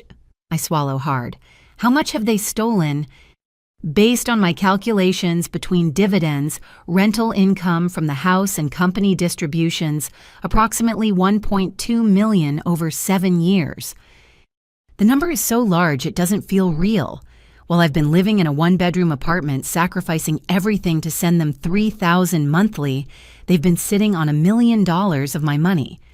Why didn't you contact me sooner? I ask, anger starting to burn through shock. I tried. Patricia pulls out printed emails. Every attempt was blocked. Your parents threatened legal action for harassment. They told the rest of the family I was mentally unstable, obsessed with money that didn't exist. I had to wait until you were free from their influence. The arrest gave you an opening, I understand. More than that, she says. Robert Steinberg is representing your parents in the fraud case. That creates a conflict of interest that voids his trusteeship. I've already filed emergency papers to have the trust transferred to an independent fiduciary. My phone buzzes with a text from Sarah. Patricia Chen checks out. Corporate records confirm she's been running Morrison Imports successfully. Get everything documented. There's more. Patricia continues pulling out another document. Your grandmother left detailed letters explaining her decisions. She wanted you to have them when the trust matured. I open the sealed envelope with shaking hands. My grandmother's precise handwriting fills pages of cream stationery. My dearest Lena, it begins. If you're reading this, then my safeguards have finally worked, though likely later than I intended. By now you've discovered the extent of your parents' greed. I have to stop reading as tears blur my vision. Even from beyond the grave, my grandmother saw what I was too blinded by love to recognize. Patricia reaches across the table, taking my hand. She knew they'd try to steal from you. The trust was designed to protect you until you were old enough and strong enough to protect yourself. Tyler has a trust too, I ask. Patricia corrects. He gained access at 25 and burned through it in 18 months. Gambling, bad investments, trying to impress Madison. Your parents helped him hide the loss from you. Another piece clicks into place. Tyler's supposed success, the house, the cars, it was all funded by his trust before he destroyed it. Then they turned my money to maintain the illusion. What about the house, I ask, the one on Meridian Street? Currently rented to a lovely family. I've been monitoring it through a property management company. It's worth approximately $800,000 in today's market. Your grandmother bought it as an investment property in 1995. I laugh, but it's borderline hysterical.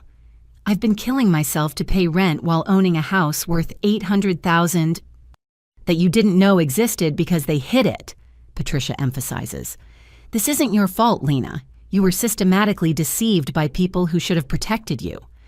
The company, I focus on something concrete to avoid falling apart. Morrison Imports, what exactly does it do now? Patricia pulls out an iPad showing me the company website.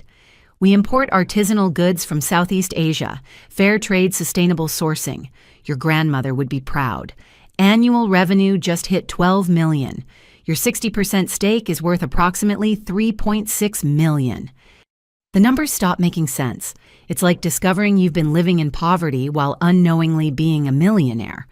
The cognitive dissonance makes my head spin. I need to call my lawyer, I manage. I've brought copies of everything, Patricia says, sliding a thumb drive across the table. Financial records, trust documents, correspondence. Daniel's prepared to do a full accounting of company operations whenever you're ready. I excuse myself to the bathroom where I promptly have a panic attack. Marcus discreetly follows standing guard outside while I hyperventilate in a marble stall. The betrayal feels infinite, like peeling an onion, where every layer reveals fresh horror. When I finally emerge somewhat composed, Patricia's ordered tea. The normalcy of Earl Grey in delicate china provides an anchor to reality. I know it's overwhelming, she says gently, but you need to know one more thing. The trust maturity date is in 8 weeks. On your 33rd birthday, you'll gain full control of all assets. Your parents know this. That's why the mortgage fraud, I realize. They were trying to steal what they could before I found out. Exactly. Robert Steinberg was supposed to destroy evidence of the trust before maturity, make it seem like a clerical error that it was never distributed. Your arrest of them disrupted that plan. He's still their lawyer, I point out. What if he destroys documents now? Patricia smiles. Everything's been digitally archived with multiple law firms in Singapore and Switzerland. I might have been exiled, but I wasn't naive. I've been protecting your interests from afar. Why, I ask, you didn't have to do any of this? Because your grandmother asked me to, she says simply, and because family should mean something more than shared DNA and mutual exploitation. You deserved better, Lena. You still do. We spend another hour going through documents. Patricia explains how the trust works, how the company operates, what steps need to happen for me to claim my inheritance. It's a crash course in wealth I didn't know I had. Your parents will fight this, she warns. They've had 7 years to create false narratives about the estate, but the paper trail is clear. Legal forensic accounting will expose everything. Add it to the pile, I say, exhaustion creeping in. Identity theft, fraud, corporate espionage, and now trust theft. At what point does it stop being family drama and start being organized crime? About 6 years ago, Patricia says dryly. Your parents crossed that line long before you realized it. As we prepare to leave, she hands me one last envelope. This came to the company last month addressed to you. I think it's from someone who owes Tyler money looking for leverage. I didn't open it. The envelope has no return address, just my name in block letters. Inside, photographs of Tyler at various gambling establishments, meeting with men who look like they break kneecaps professionally. The last photo shows him signing something while a man counts cash in the background. A sticky note is attached. Your brother owes us $300K plus interest. Family pays family debts. You seem like the only one with money. Be smart. My blood runs cold. Marcus immediately takes the photos, calling it in to Sarah and Detective Martinez. This is witness intimidation, he states. They're trying to transfer his debt to you. Can they do that, I ask. Legally, no. But these aren't people who care about legal, Marcus replies. We need to enhance your security immediately. Patricia looks stricken. I didn't realize. I thought it was just angry creditors, not actual threats. It's not your fault, I assure her, though my hands shake. One more thing to handle. At least now I apparently have the resources to protect myself. You have more than resources, Patricia says firmly. You have truth. Your grandmother made sure of that. Every document, every financial record, every legal safeguard. She knew this day would come.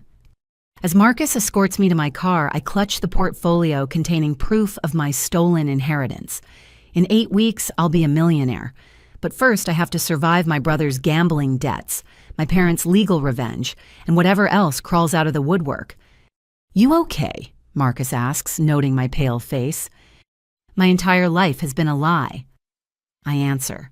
My parents stole my inheritance while crying poverty. My brother gambled it away while I funded their lifestyle, and now organized crime thinks I'm their next target. So no, not really okay. But you're fighting back, he observes. That takes guts. Or stupidity, I mutter. No, he says firmly. I've seen plenty of family fraud victims. Most never fight back. They accept the abuse, internalize the guilt, let it continue. You're breaking the cycle. That's brave. As we drive back to my apartment, I think about my grandmother. She saw this coming, planned for it, tried to protect me from beyond the grave. The trust wasn't just money. It was her way of ensuring I'd eventually have the power to fight back.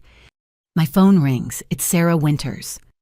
Lena, I've reviewed the documents Patricia provided. This is massive. We're talking about criminal breach of fiduciary duty, embezzlement, and fraud spanning years. The FBI will want to add this to their case. How did they think they'd get away with it, I ask. Because they almost did, Sarah replies. If you hadn't caught the identity theft, if Tyler hadn't been arrested trying to flee, if Patricia hadn't kept records, they would have succeeded. The trust would have been looted, documents destroyed, and you'd never have known. But now I do know, I say, steel entering my voice. Now you know, Sarah agrees. And in 8 weeks, you'll have the resources to ensure they face justice for everything they've stolen. Your grandmother made sure of that.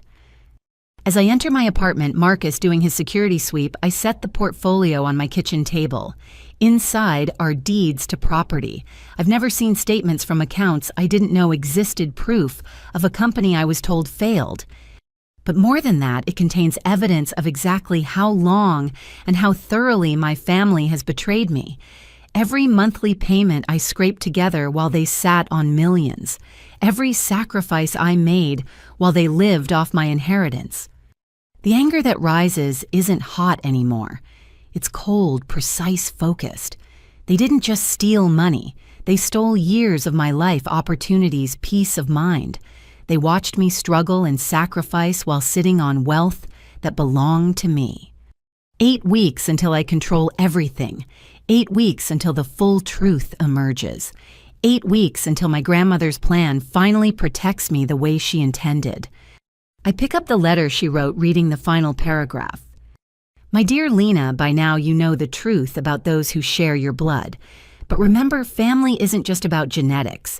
It's about love, protection, and truth.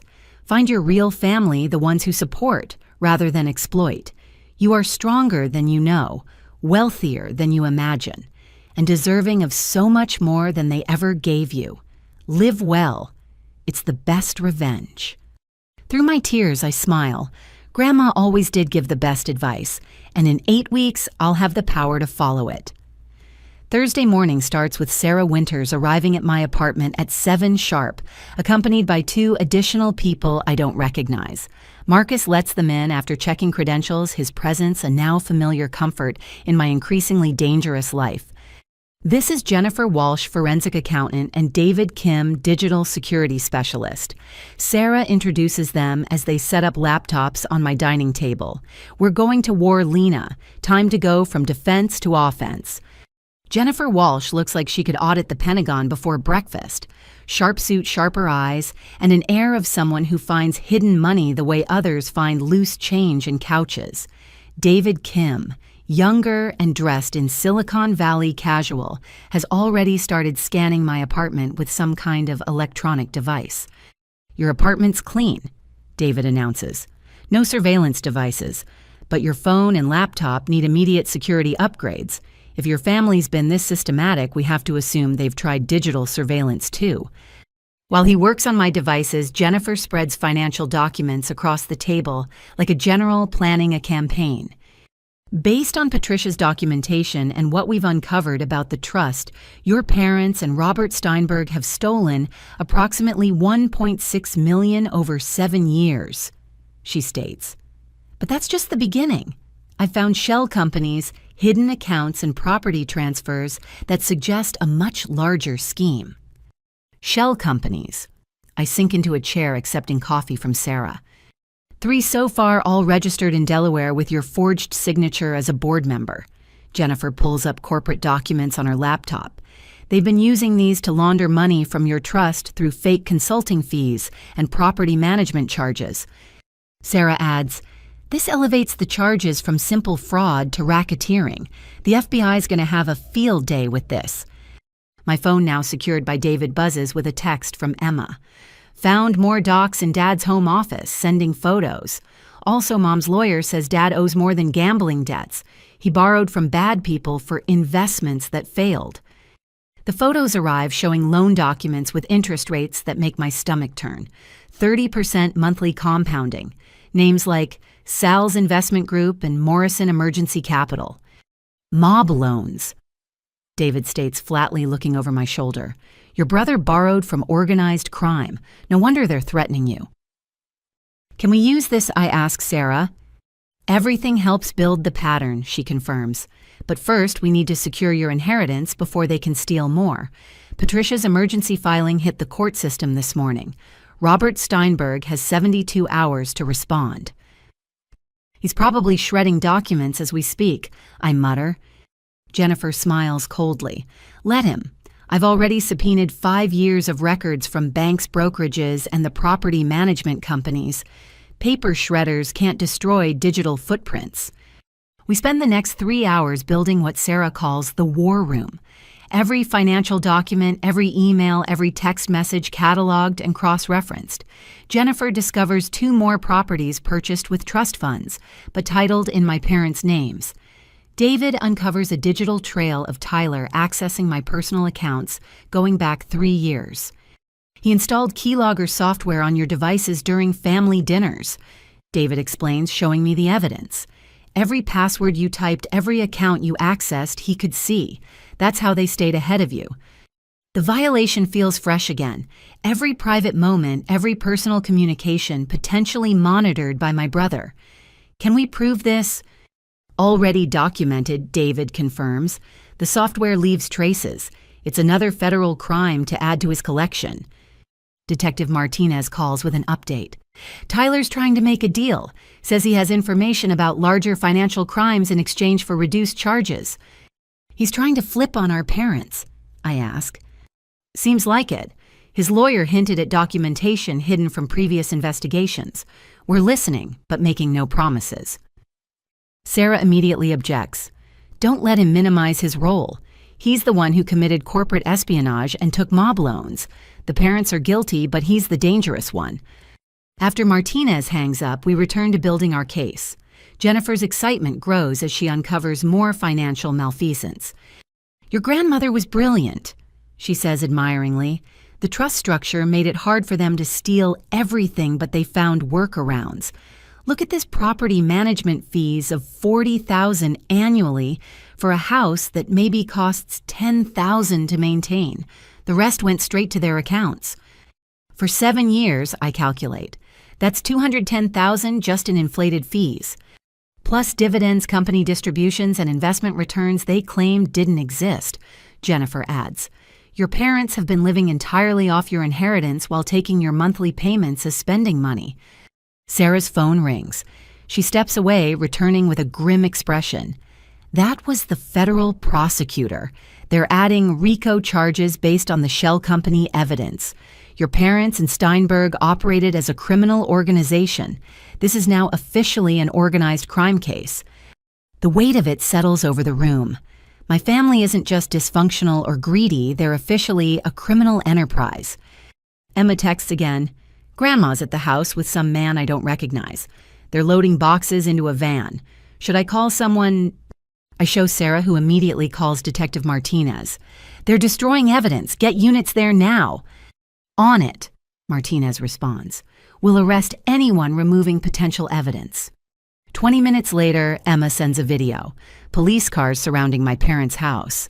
My mother being led away in handcuffs again, screaming about harassment. An unfamiliar man also arrested his van full of financial documents and computer equipment. Evidence destruction and witness tampering. Sarah notes with satisfaction. She just violated her house arrest. No judge will grant bail now. Patricia calls from her hotel. I just got served with a cease and desist from Steinberg. He's claiming I'm interfering with trust administration. Perfect, Sarah says when I relay the message. He's acknowledging the trust exists. That's half our battle won. Have Patricia's lawyer respond that we're filing criminal charges for breach of fiduciary duty. The morning continues with revelation after revelation.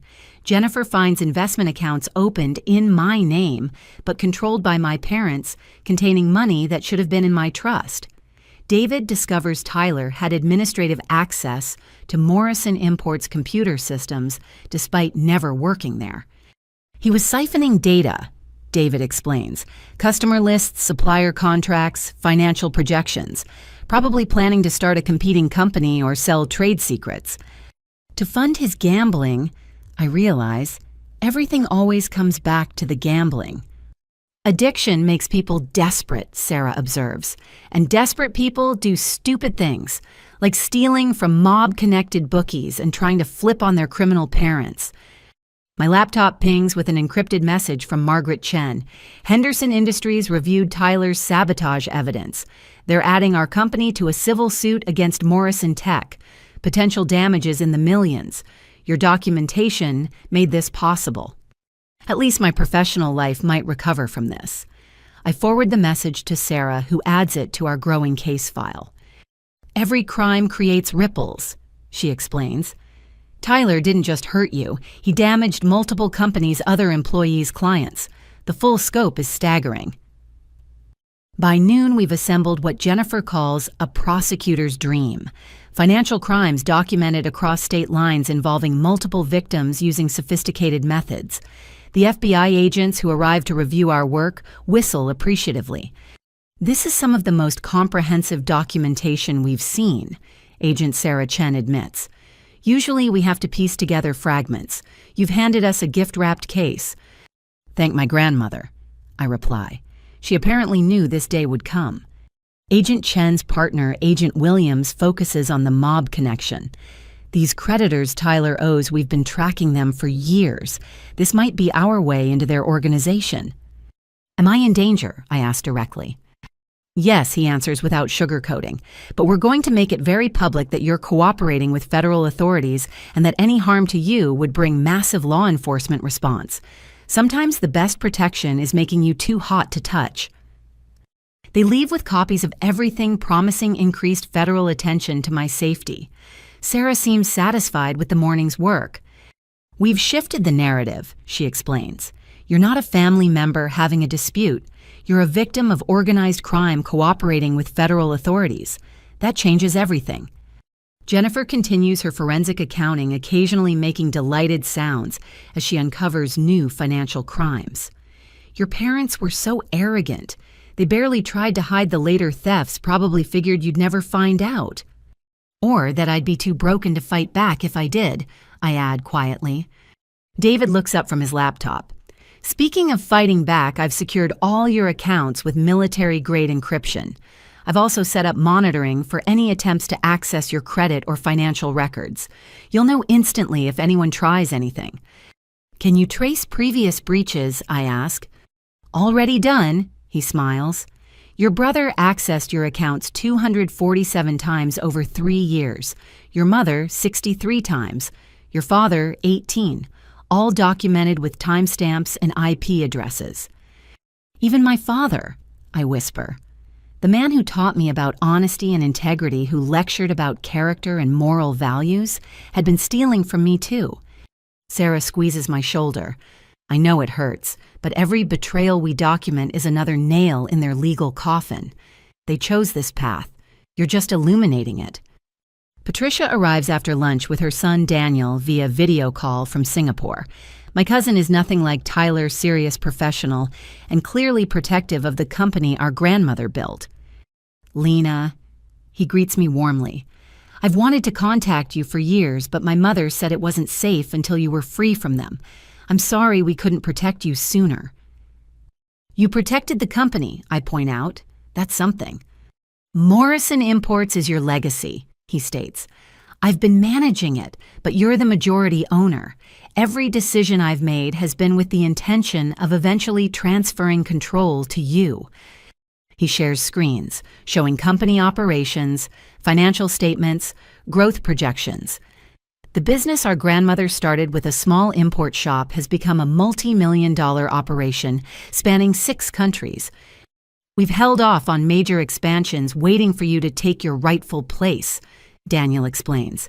There's so much potential, but I wouldn't move forward without the true owner's input. I don't know anything about running an import business, I admit. You know about business, Patricia interjects. Your consulting work proves that. The specifics can be learned. The integrity you've shown can't be taught. We discuss transition plans with Daniel offering to continue managing operations while I learn the business.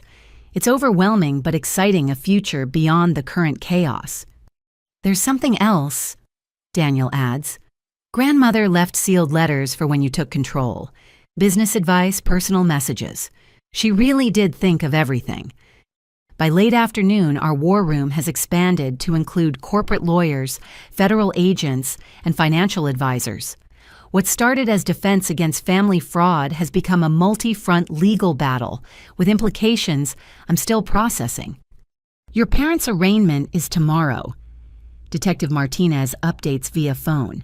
With the evidence tampering charges added, they're looking at serious time.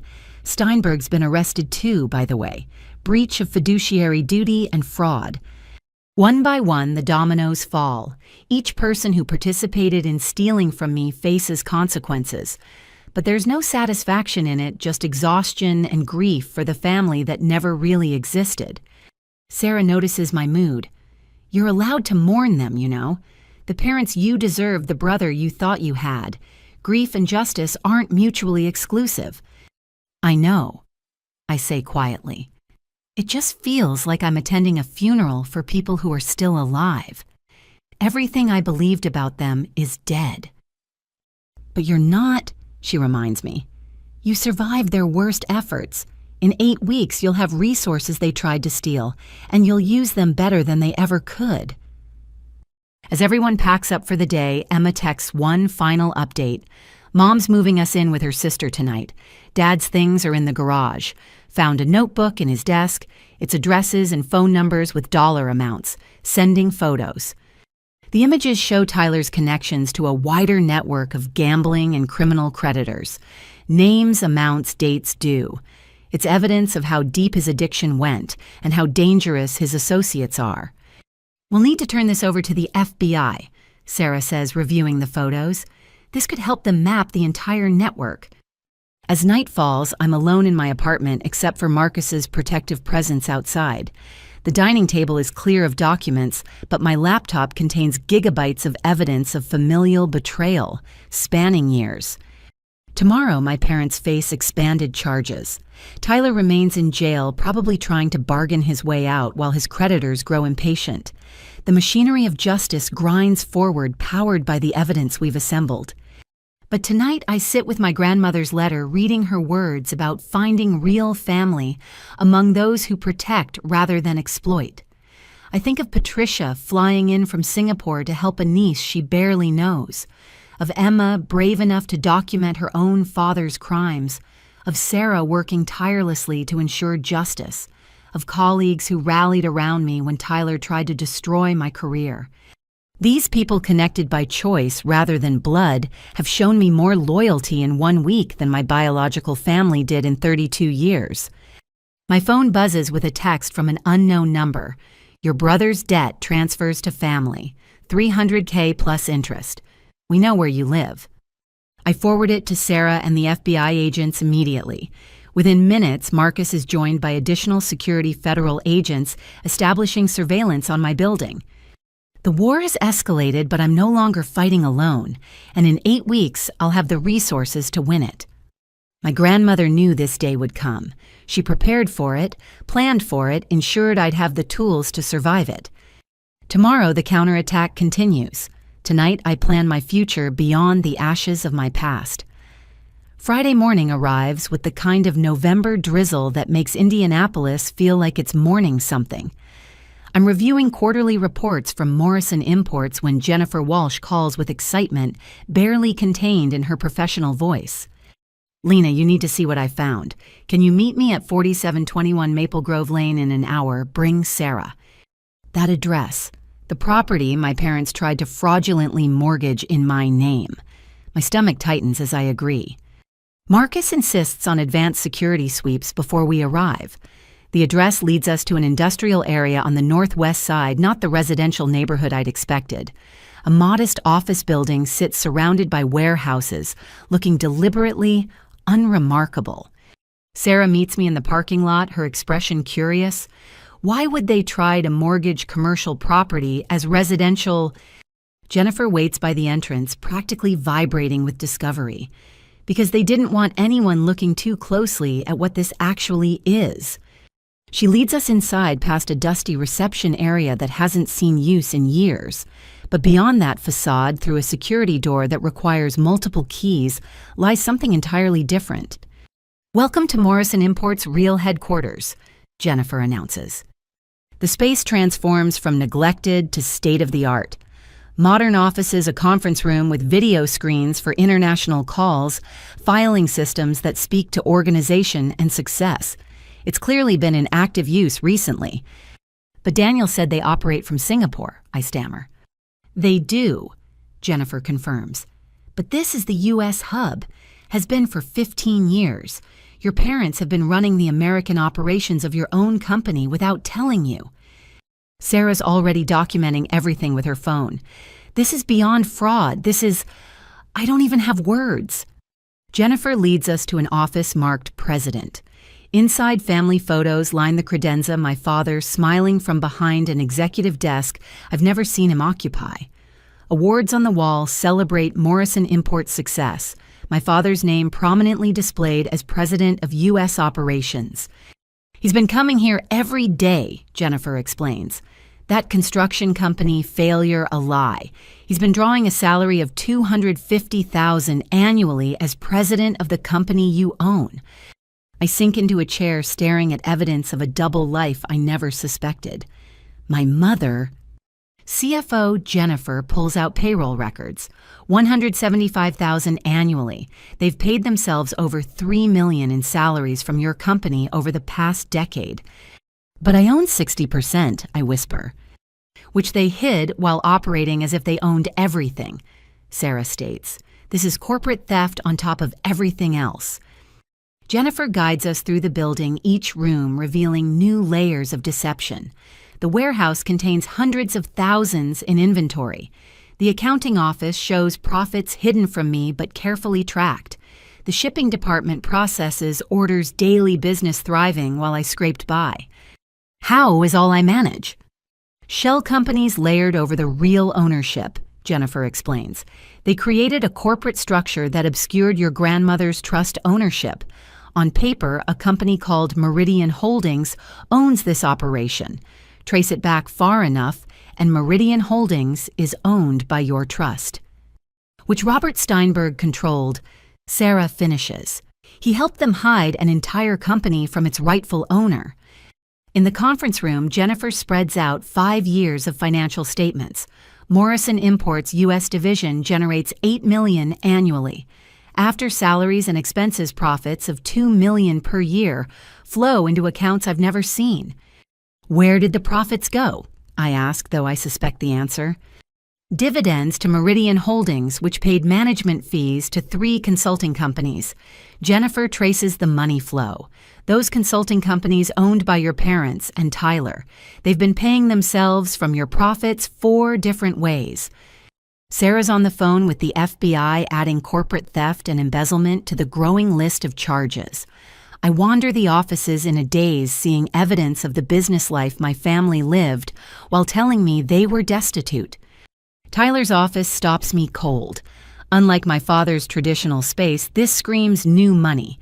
Gaming setup, expensive electronics, signed sports memorabilia. A nameplate reads, Vice President of Strategic Development. He worked here too, I asked Jennifer. 100,000 salary plus bonuses tied to performance metrics that seem to always max out. She shows me payroll records. He'd work a few hours weekly, mainly using company resources for personal trading. We found evidence he tried to use company accounts for gambling before your father stopped him. So Dad drew the line at Tyler stealing from the company but not from me, I observe bitterly. The company was their golden goose, Sarah says, returning from her call. They couldn't let Tyler kill it. You, on the other hand, were just supposed to never find out. A door we haven't opened leads to a smaller office. Inside, dust covers everything as if frozen in time. The nameplate reads, Eleanor Morrison, Founder. Grandma's office. I breathe, touching the desk reverently. Unlike the others, this space feels honest. Photos of family before the greed took hold, business plans in her handwriting, a vision board showing plans for ethical importing fair trade, supporting women entrepreneurs in developing countries. They kept her office but betrayed everything she stood for, I say quietly. Jennifer pulls a ledger from the desk. Original incorporation documents. Your grandmother started this with $5,000 and a dream. Built it into something worth millions. Left it to you and they stole it. Sarah documents everything. This changes our entire case. We're not talking about hundreds of thousands anymore. The theft totals in the millions. The IRS will be very interested in how they reported this income. They probably didn't, Jennifer speculates. Corporate tax returns show the company paying taxes, but I bet personal returns don't reflect their full income. Add tax evasion to the charges. We spend hours cataloging evidence. Employee records show a staff of 12 all believing they work for my parents. Contracts with major retailers carrying Morrison Imports products I've never heard of. Banking relationships spanning decades. I need air, I finally say, overwhelmed. Outside, the drizzle has become rain. I stand in it, letting the cold water ground me in reality. My entire adult life has been shaped by lies about family poverty, while they ran a multi-million-dollar operation I actually owned. Sarah joins me, umbrella in hand. You okay? They had me living in poverty while stealing millions from my own company. I laugh, but it sounds hollow. I ate ramen for months to send them money while they drew executive salaries from my business. Now you know, she says simply, and in 7 weeks you'll control it all. The question is, what will you do with it? Before I can answer, Marcus signals urgently from the parking lot. A van has pulled up several men getting out despite the rain. They don't look like they're here for legitimate business. Inside now, Marcus orders, hand on his weapon.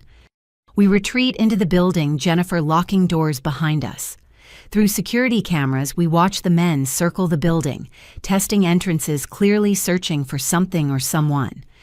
Tyler's creditors, I guess. Probable, Salson. Marcus confirms, already calling for backup. They might know he worked here, think there's money hidden.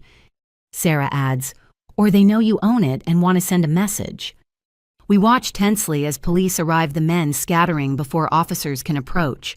One leaves something on the doorstep, a manila envelope that bomb squad will have to clear before we can retrieve it. This is escalating, Marcus observes. They're getting bolder. 2 hours later, after the building's been cleared and the envelope deemed safe, we see what they left. Photos of me entering my apartment, at the grocery store, at the bank. Surveillance showing they've been watching. A note, $300K by Sunday or we come collecting. Family debts are family problems. They're trying to intimidate you into paying Tyler's debts. Sarah states the obvious. This is witness tampering on top of everything else. Detective Martinez arrives with federal agents taking the evidence and surveillance footage. We're close to arrests on the gambling ring. Your brother's cooperation is helping, but these guys don't go down easy. What do you recommend? I ask. Vary your routines. Increase security. Don't go anywhere alone. She pauses. And consider temporary relocation. You're too exposed at your apartment. Sarah agrees. My firm has a corporate safe house for witnesses in financial crimes cases. Full security, untraceable location. You could work on the case without constantly looking over your shoulder. The idea of being driven from my home by my brother's gambling debts adds insult to endless injury. But pragmatism wins over pride. Fine, I agree. But first we finish documenting this place. We work until evening, Jennifer discovering more financial crimes with each filing cabinet. The legitimate business my grandmother built has been twisted into a vehicle for fraud, tax evasion, and money laundering. Final tally, Jennifer announces as we prepare to leave. Your parents and Tyler have stolen approximately $4.7 million over 15 years through salary, false dividends, embezzlement, and fraudulent management fees. That's not counting the trust theft. $4.7 million, I repeat numbly. While I couldn't afford health insurance, Daniel calls from Singapore as we're leaving, having heard about our discovery. I knew they were hiding something, but not this scale. Lena, I'm so sorry. I should have investigated harder. You protected what you could, I assure him. Without you maintaining the Singapore operations, they'd have stolen that too. When you take control, we'll merge operations properly, he promises. Full transparency, ethical practices, everything your grandmother intended. This company can be great again under its rightful owner. As Marcus escorts me to the safe house, I think about the building we're leaving behind. A monument to greed and deception, but also to my grandmother's success. She built something valuable enough to steal strong enough to survive their theft. In 7 weeks, I'll walk into that building as its acknowledged owner. I'll sit at her desk, honor her vision, run the company with integrity they abandoned. The safe house is a modest townhouse in a quiet suburb, unremarkable except for subtle security measures. Inside, it's comfortable but impersonal. Sarah helps me settle in while Marcus coordinates with the security team. This is temporary, Sarah reminds me. Once the immediate threats are handled, you'll reclaim your life. Which life? I ask. The one where I was a struggling consultant sending money to lying parents, or the one where I'm secretly a millionaire who owns a company I've never run? The one where you're a survivor, she says firmly, who exposed massive fraud, stood up to criminals, and refused to be victimized further. That's who you are now. As night falls in my temporary refuge, I video call Emma, who's safe with her aunt and Patricia, preparing to return to Singapore. My real family, the ones who stood by truth rather than participating in lies. Tomorrow brings more revelations, more legal proceedings, more threats from Tyler's creditors. But tonight I sit with my laptop studying the company that's been mine all along. Learning the business my grandmother built, my parents stole, and I'll soon reclaim. 4.7 million stolen, a multi-million-dollar company hidden, trust funds looted, identity destroyed. But I'm still standing, still fighting, still determined to honor my grandmother's true legacy rather than the corrupted version my parents created. 7 weeks until I take control. 7 weeks to prepare for running a company I just discovered I own. 7 weeks to stay safe from those who want Tyler's debts paid in blood or money. The revelation of Morrison Imports' true structure changes everything. I'm not just a fraud victim anymore. I'm a business owner whose executives happen to be the criminals who raised me. And in 7 weeks, their termination will be the first order of business. Saturday morning in the safe house begins with unexpected visitors. Margaret Chen arrives with her personal attorney and Richard Henderson, CEO of Henderson Industries. Their presence in my temporary refuge signals something significant. Lena Margaret begins settling into the living room that's become my makeshift office. Richard and I have been discussing the situation with Tyler's corporate espionage. We have a proposition. Richard Henderson, a man who built his logistics empire from a single truck, leans forward. Your documentation exposed something larger than your brother's sabotage. Morrison Tech has been systematically stealing intellectual property from multiple partners. Tyler was just the most brazen. We want to partner with you, Margaret states directly. When you take control of Morrison Imports, we're proposing a 3-way venture. Your import infrastructure, our consulting expertise, Henderson's distribution network. Sarah, who's been reviewing contracts all morning, looks up with interest. That's a multi-million-dollar proposal. Conservative estimate $50 million in revenue within 3 years, Richard confirms. But more importantly, it gives Lena immediate legitimacy when she takes control. No one questions a CEO who walks in with major partners already committed. I'm still processing when my phone rings. It's Judge Harrison's office, Patricia's attorney from Singapore, on the line. Ms. Morrison, good news. The emergency injunction was granted. Robert Steinberg has been removed as trustee effective immediately. Assets are frozen pending transfer to independent fiduciary. So I have access to the trust. I ask, heart racing. Not yet, the attorney clarifies, but neither does anyone else. The court appointed Whitman Trust Services as temporary administrator. They'll maintain assets until your birthday transfer. Steinberg's fighting it, but the evidence of breach is overwhelming. After hanging up, I share the news with the group. Margaret smiles, a predator recognizing wounded prey. Steinberg's desperate. Desperate people make mistakes. She turns to her attorney. What would it take to accelerate the trust transfer? Proof of immediate need or danger to assets, the lawyer responds.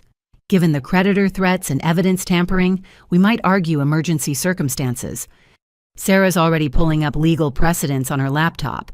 There's case law supporting early distribution when trustees have breached duty and beneficiaries face danger. Worth attempting. As they strategize legal maneuvers, Emma texts from her aunt's house. Mom's at the old house. Found her crying in Dad's office. She wants to talk to you. Says she has information about the gambling debts. I show Sarah, who immediately objects. It could be a trap. Madison's been complicit until now. Or she's finally seeing the truth. I counter. She just learned Tyler stole her grandmother's jewelry and secretly insured her life. Maybe she's ready to help. After much debate, we arrange a meeting at Sarah's law office, neutral territory, with security present. Madison arrives looking nothing like the polished woman who sneered at me on Thanksgiving. Her designer clothes are wrinkled makeup, absent eyes hollow with betrayal. Lena, she begins, then stops, seemingly at loss. I owe you an apology. Several, actually. I was horrible. I agree, not ready to offer easy absolution. I found something. She continues, pulling out a tablet. Tyler's real books, not the sanitized versions he showed me, but the actual records of what he owes and to whom. Sarah and I exchange glances as Madison opens encrypted files. The numbers are staggering. 300,000 to Sal's organization. another $200,000 to a group called Northside Capital, $50,000 to someone listed only as the Hammer. Total debt $780,000, Madison summarizes. With interest compounding daily, he owes more than our house is worth. Why show me this, I ask? Because they've threatened our children, she says quietly. Notes at Benjamin's preschool. Emma followed home from school. They want their money and they don't care who they hurt. Sarah's already calling Detective Martinez with this new information. I study Madison seeing fear crack through her entitled facade. There's more, Madison continues. The 24/7 gym Tyler claimed to visit. It's a gambling front. High-stakes poker in the back rooms. He lost $50,000 there last month alone. She shows photos from Tyler's phone, synchronized to her cloud without his knowledge. Images of him at gaming tables with dangerous-looking men, signing markers he could never cover. I was willfully blind, Madison admits. The lifestyle, the money, I didn't want to know where it came from. But I won't let my children pay for our greed. Margaret, who's been quietly observing, speaks up. Madison, would you testify about Tyler's gambling connections? It would help the federal case. Yes, Madison answers without hesitation. I've already given everything to my divorce attorney. Tyler won't have anything left to bargain with. Over the next 2 hours, Madison provides detailed information about Tyler's double life. The gambling addiction that started small but escalated after he burned through his trust fund. The increasingly dangerous creditors he turned to. The lies that kept expanding to cover previous lies. He was planning to run, she reveals. Costa Rica first, then somewhere without extradition. The ticket you caught him with. There were 3 more. For me and the kids. He was going to make us fugitives. Did my parents know, I ask? About the gambling, yes. They gave him money several times to cover debts. Always from what you sent them, never their own funds. She pauses. They enabled him while lecturing me about supporting my husband. Sarah documents everything while Margaret's attorney drafts agreements for Madison's cooperation. The woman who mocked me for working hard is now providing evidence to convict her husband. I need protection for my children, Madison states. Emma and Benjamin don't deserve this. We'll arrange it. Detective Martinez confirms having arrived during Madison's revelations. Federal witness protection if necessary. These creditors don't play games. As Madison leaves with federal agents, Emma texts again.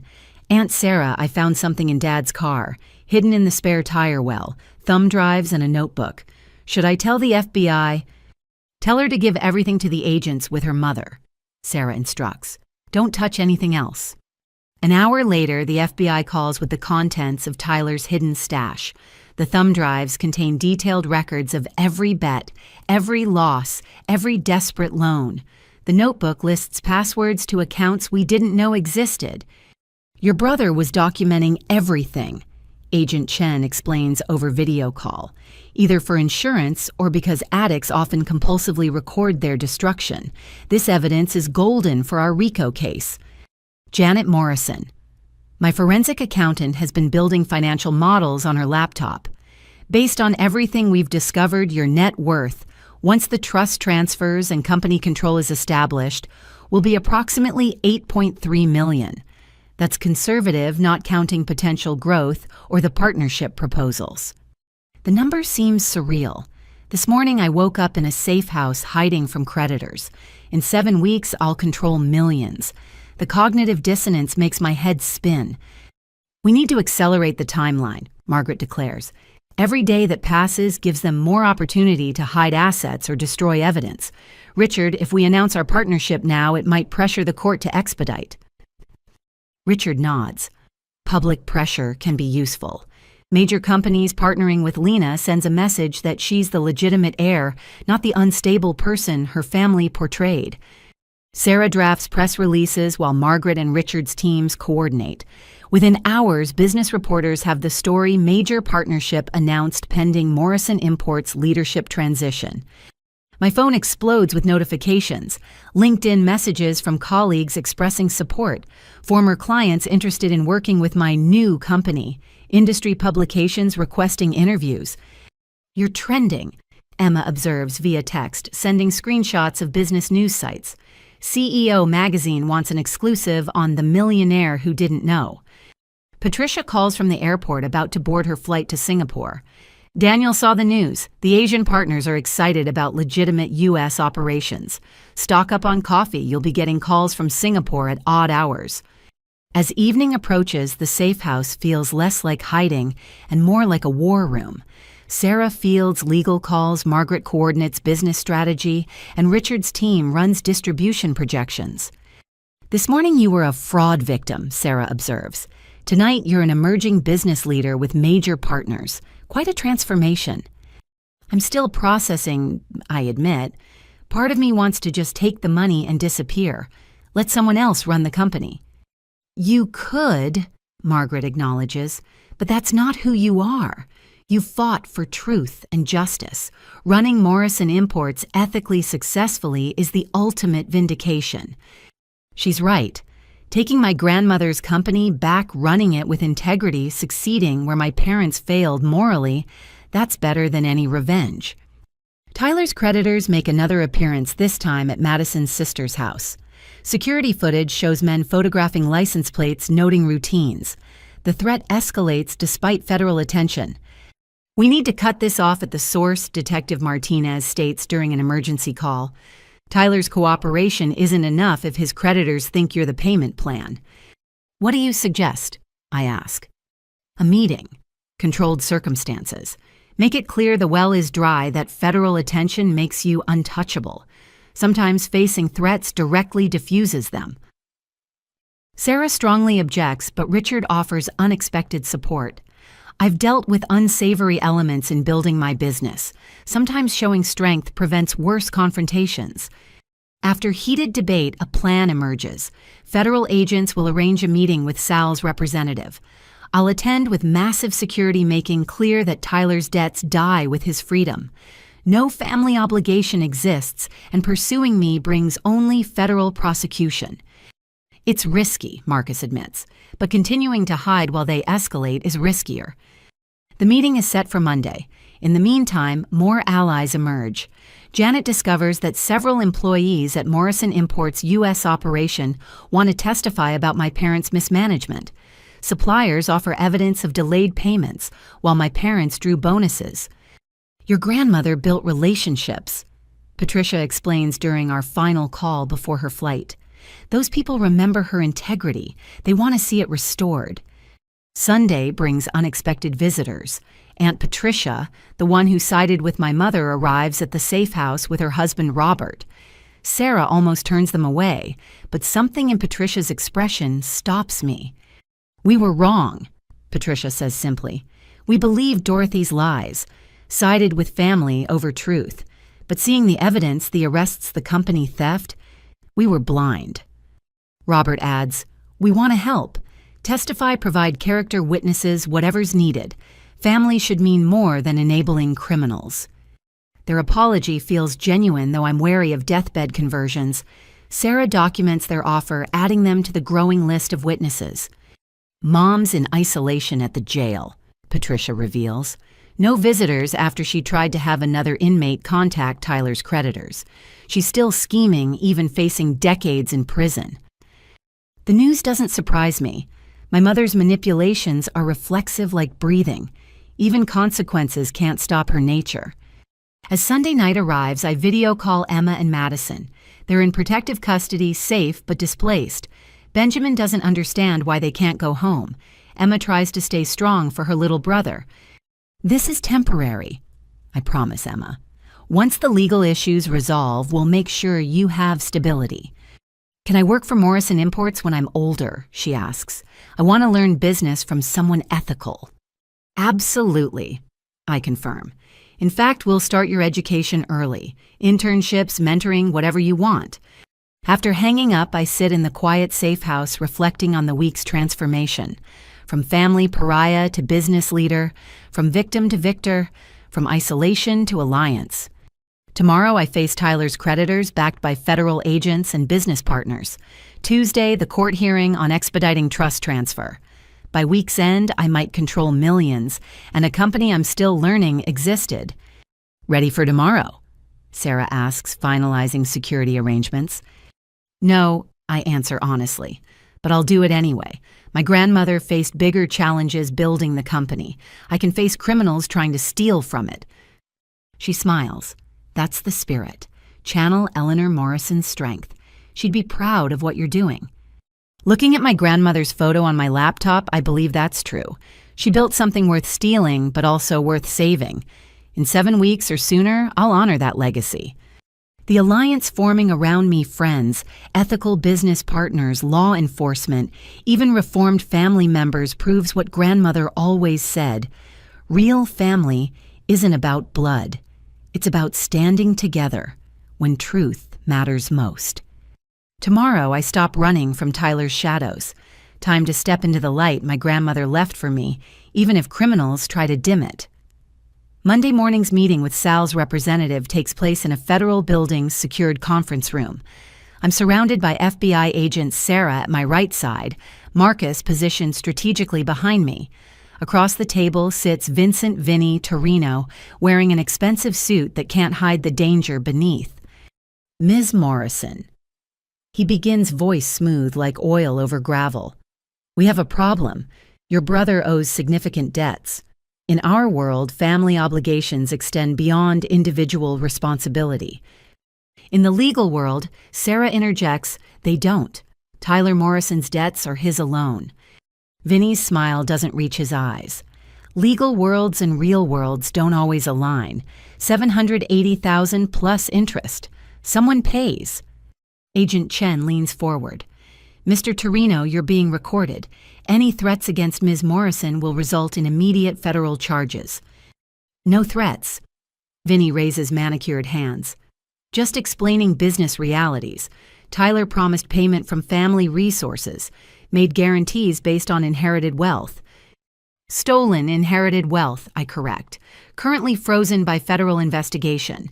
Even if I wanted to pay, which I don't, the money's inaccessible. Vinny studies me with reptilian calculation. You're about to inherit millions. Surely family peace is worth a small percentage. The only percentage you'll get is the federal prison time for extortion.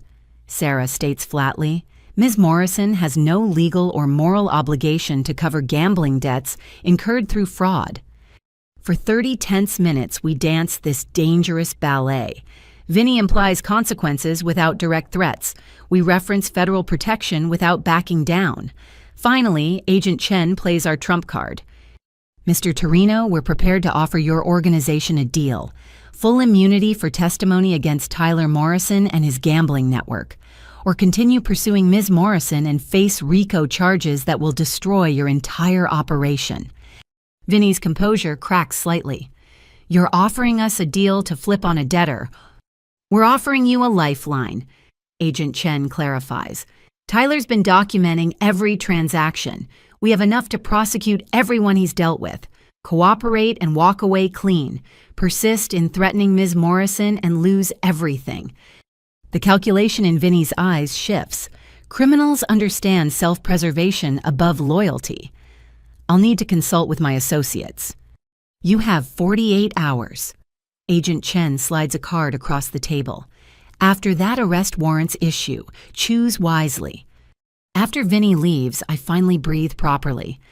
Will they take the deal? Probably, Agent Chen admits. Testifying against Tyler costs them nothing. Pursuing you risks everything. Math favors cooperation.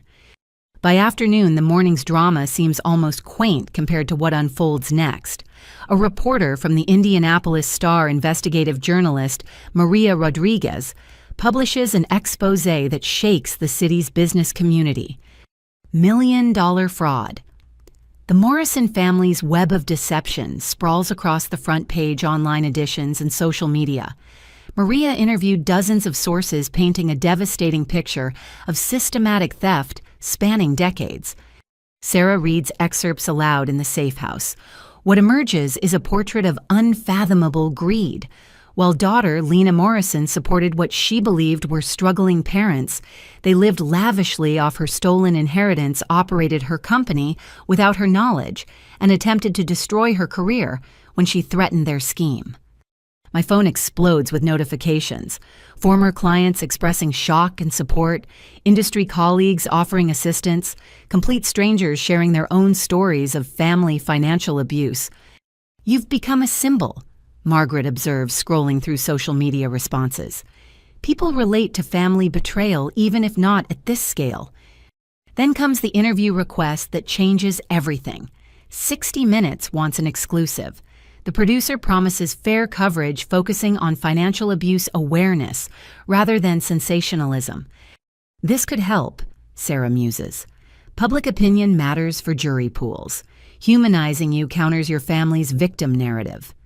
After much debate, I agree. The interview will tape Thursday, air Sunday. My first public statement beyond legal documents. Tuesday's emergency court hearing on expediting the trust transfer takes place in a packed courtroom.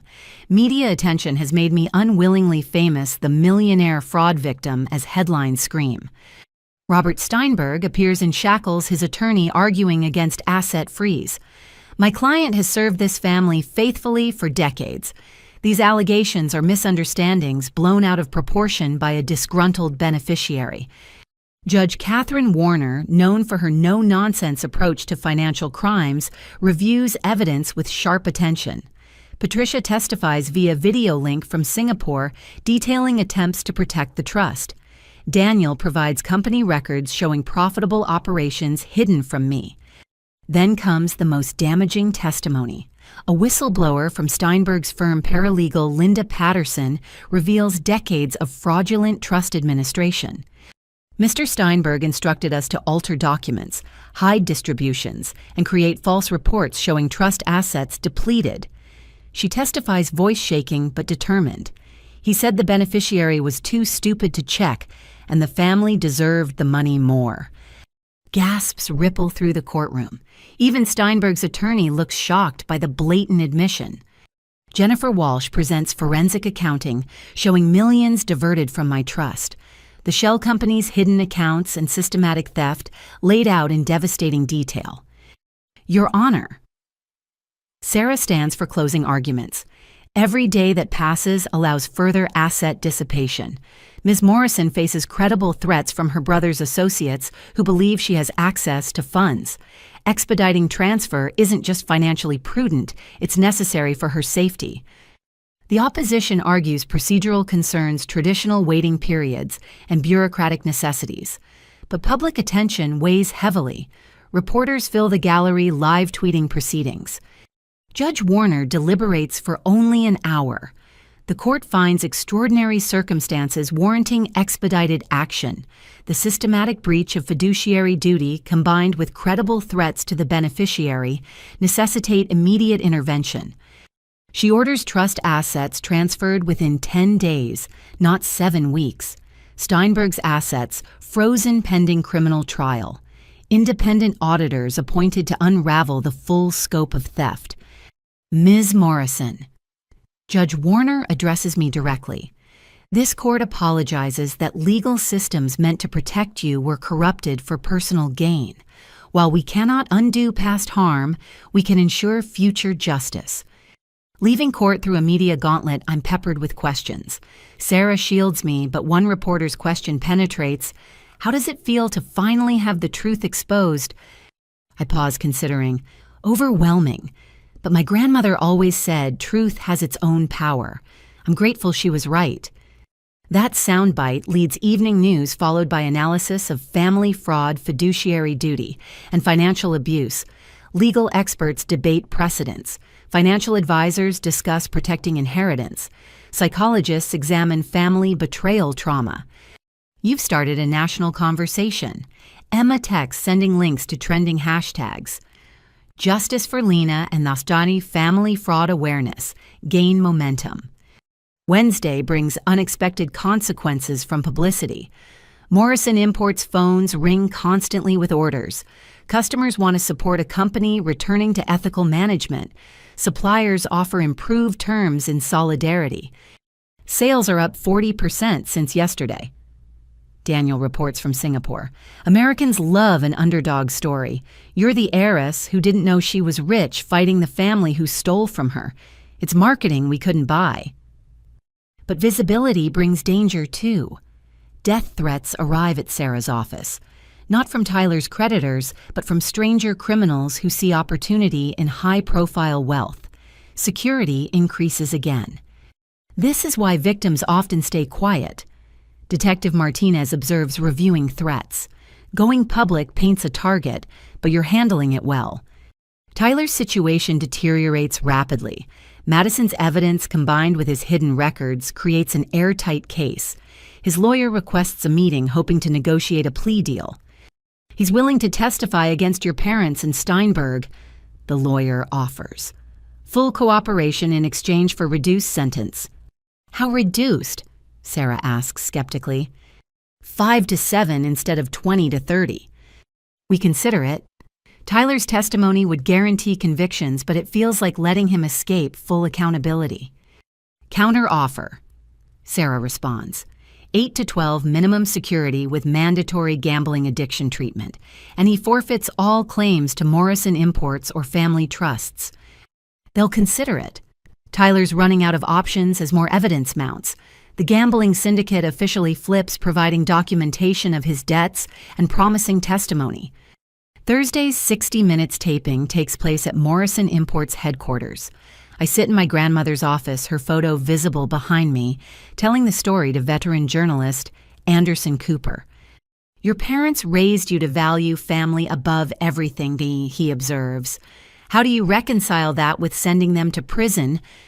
They taught me words about family loyalty while demonstrating betrayal. I answer. Real family doesn't systematically destroy your life for personal gain. I'm not sending them anywhere their choices created consequences. We discuss the fraud scope, the inheritance theft, the corporate sabotage. Anderson's prepared asking pointed but fair questions. The interview will be edited, but the raw emotion probably shows. What would you tell other victims of family financial abuse? He asks. Document everything, trust your instincts, and remember you don't owe anyone your destruction regardless of shared DNA. Love shouldn't cost your future. After taping, Anderson privately shares his own family struggles with financial boundaries. Even successful people face these challenges. The universality of family money conflicts surprises me. Friday arrives with my parents' latest legal maneuvering. They've hired new attorneys claiming ineffective counsel. These lawyers, known for defending white-collar criminals, immediately file motions challenging evidence. Standard delay tactics, Sarah dismisses. They're hoping media attention dies down before trial. It won't work. What does work is public opinion's continued shift. My parents' church publicly distances itself from them. Their country club revokes membership. Former friends give interviews expressing shock at the deception's scope. They're becoming pariahs. Aunt Patricia observes during a call. Dorothy called me from jail screaming about ungrateful friends abandoning her. She genuinely doesn't understand why people are disgusted. The narcissism runs so deep she can't comprehend consequences. In her mind, she's still the victim of an ungrateful daughter who wouldn't quietly accept theft. As the week ends, I prepare for Sunday's television appearance and Monday's trust transfer. In 10 days, I've gone from anonymous fraud victim to nationally recognized survivor. The exposure feels vulnerable, but necessary. Ready for what comes next? Sarah asks Friday evening.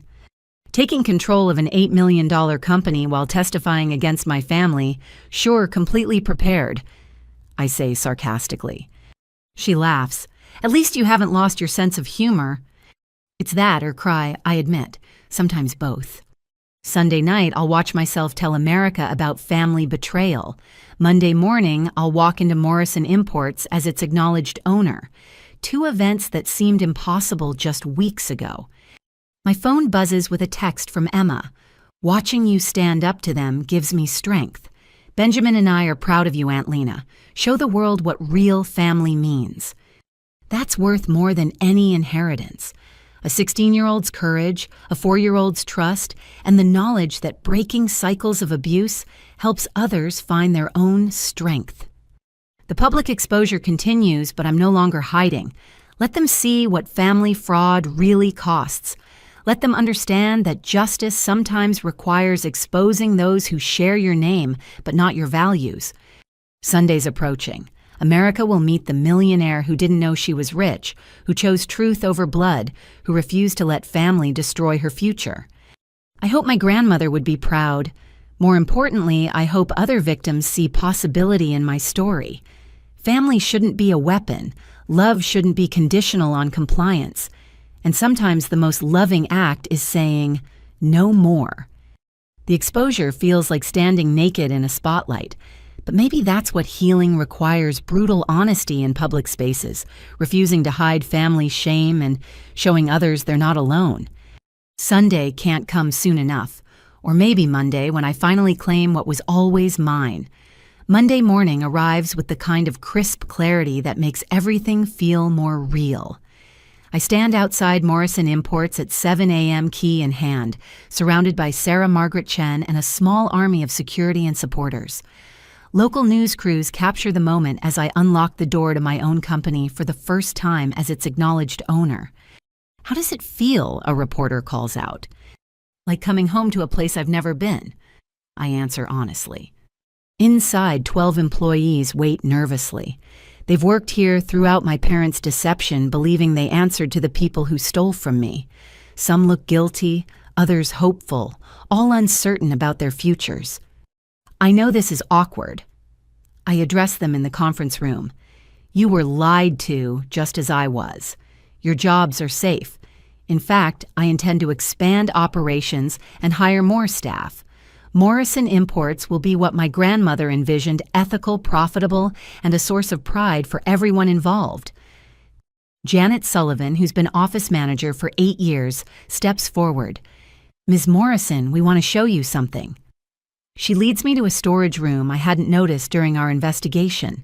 Inside, boxes of my grandmother's original business documents, photographs, and even her first inventory ledgers. Your parents ordered us to destroy these, Janet explains, but it felt wrong. We've been hiding them, hoping someday the right person would want them. I touch the aged papers with reverence. My grandmother's handwriting details her first imports, her business philosophy, her dreams for the company. These employees preserved her legacy despite orders to erase it. Thank you. I manage through tears. This means more than you know. The morning continues with Daniel calling from Singapore, walking me through international operations via video. Suppliers express relief at dealing with legitimate leadership. Customers place orders previously held due to payment concerns under my parents' management. At 10 o'clock, Sarah arrives with court documents. It's official. All trust assets transferred to your control as of 9 a.m. The family home investment accounts and liquid assets totaling $3.2 million. Combined with the company value, you're worth approximately $8.3 million. The number still feels surreal. This morning, I woke up in a safe house. Now I own multiple properties and run an international business. There's more, Sarah continues. Steinberg's attempting a plea bargain. He's offering full restitution of stolen fees, approximately $400,000 plus testimony against your parents. Let him squirm, I decide. He had decades to do the right thing. Partial restitution doesn't erase systematic theft. By noon, the office buzzes with activity I haven't seen before. Employees energized by honest leadership, phones ringing with new business, the company my parents treated as their personal piggy bank showing its true potential. Then Detective Martinez calls with news that shifts everything.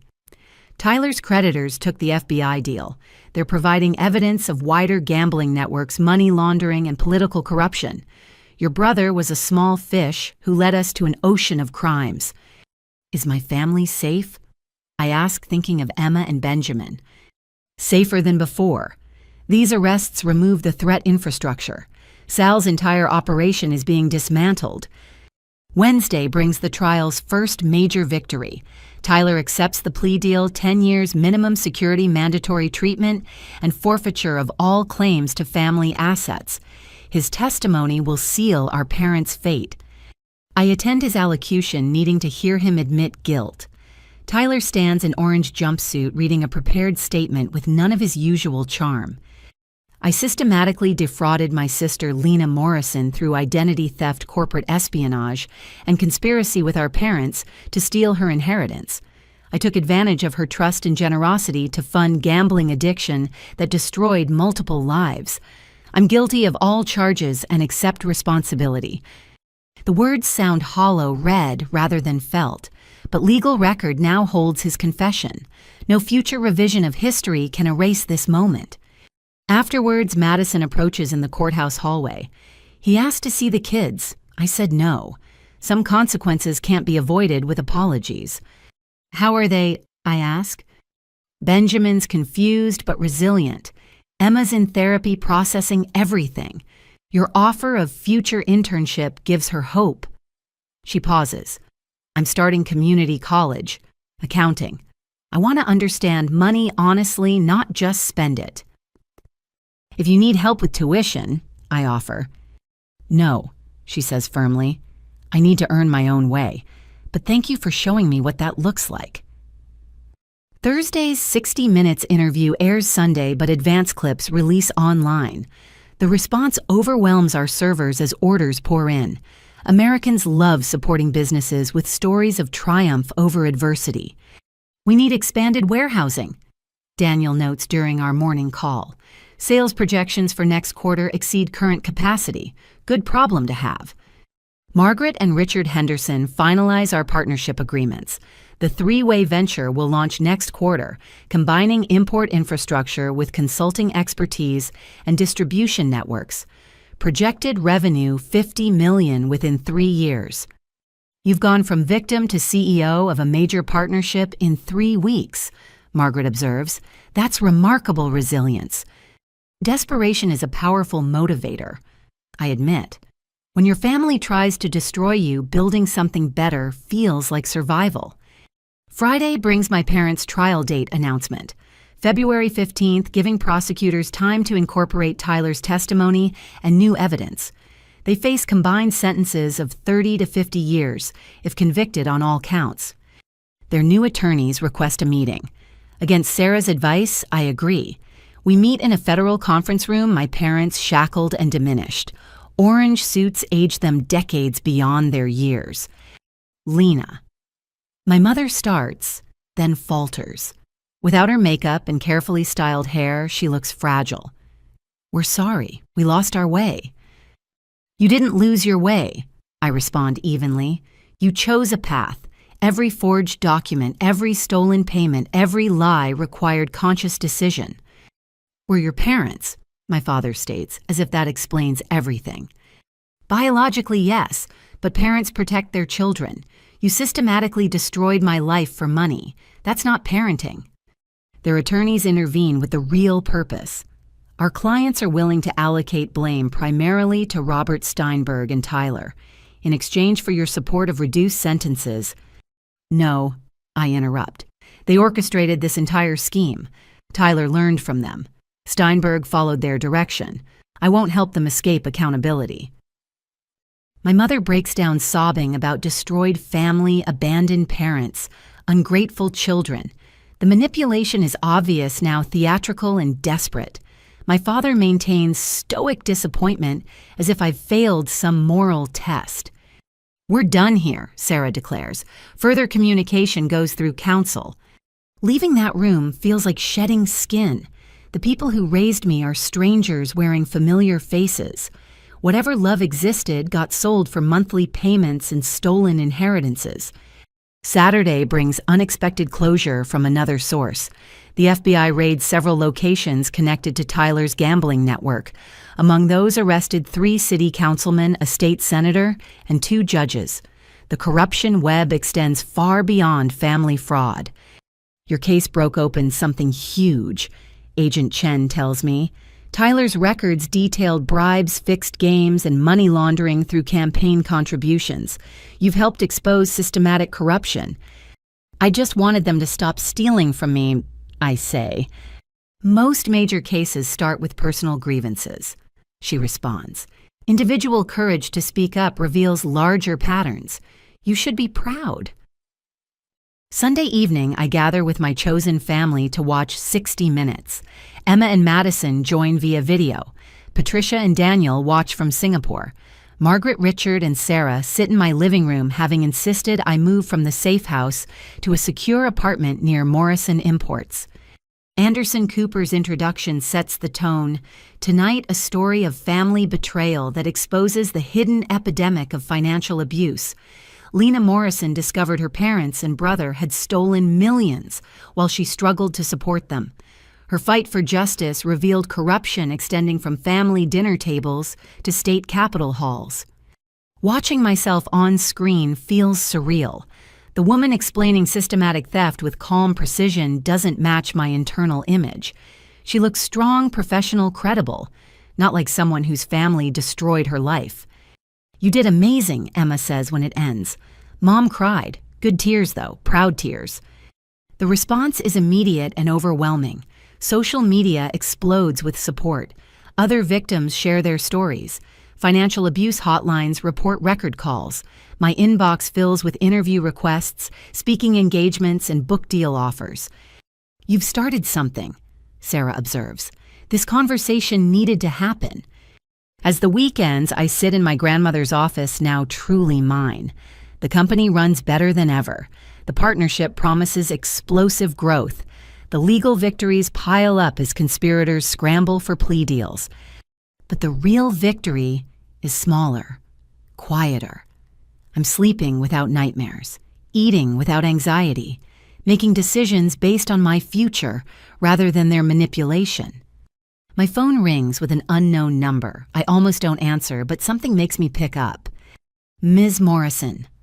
This is Diane Walsh from the National Financial Abuse Prevention Foundation. We'd like to offer you a board position. Your story and platform could help thousands of victims find their voices. I accept immediately. If my pain can prevent others suffering, perhaps some good emerges from this nightmare. Looking at my grandmother's photo, I think she'd approve, not just of reclaiming the company or exposing the theft, but of using the platform for purpose, building something better from betrayal's ashes. The legal victory feels complete. Tyler imprisoned, parents facing trial, Steinberg disbarred and charged, gambling network dismantled, corruption exposed. But the personal victory matters more. I survived their worst efforts, built alliances with people who value truth over blood, created a future they tried to steal. Tomorrow brings new challenges: running a company, testifying at trials, building the partnership, speaking for victims who haven't found their voices yet. But tonight I celebrate quietly with the family I chose, the ones who stood by truth when lies were easier, who saw strength where others saw vulnerability, who helped me discover that sometimes the best revenge isn't revenge at all. It's living well, honestly, successfully. It's becoming everything they said. I couldn't be using resources they tried to steal, surrounded by people who actually understand love. The legal victory is public record, but this personal triumph, this belongs to everyone who refuses to let family destroy their future.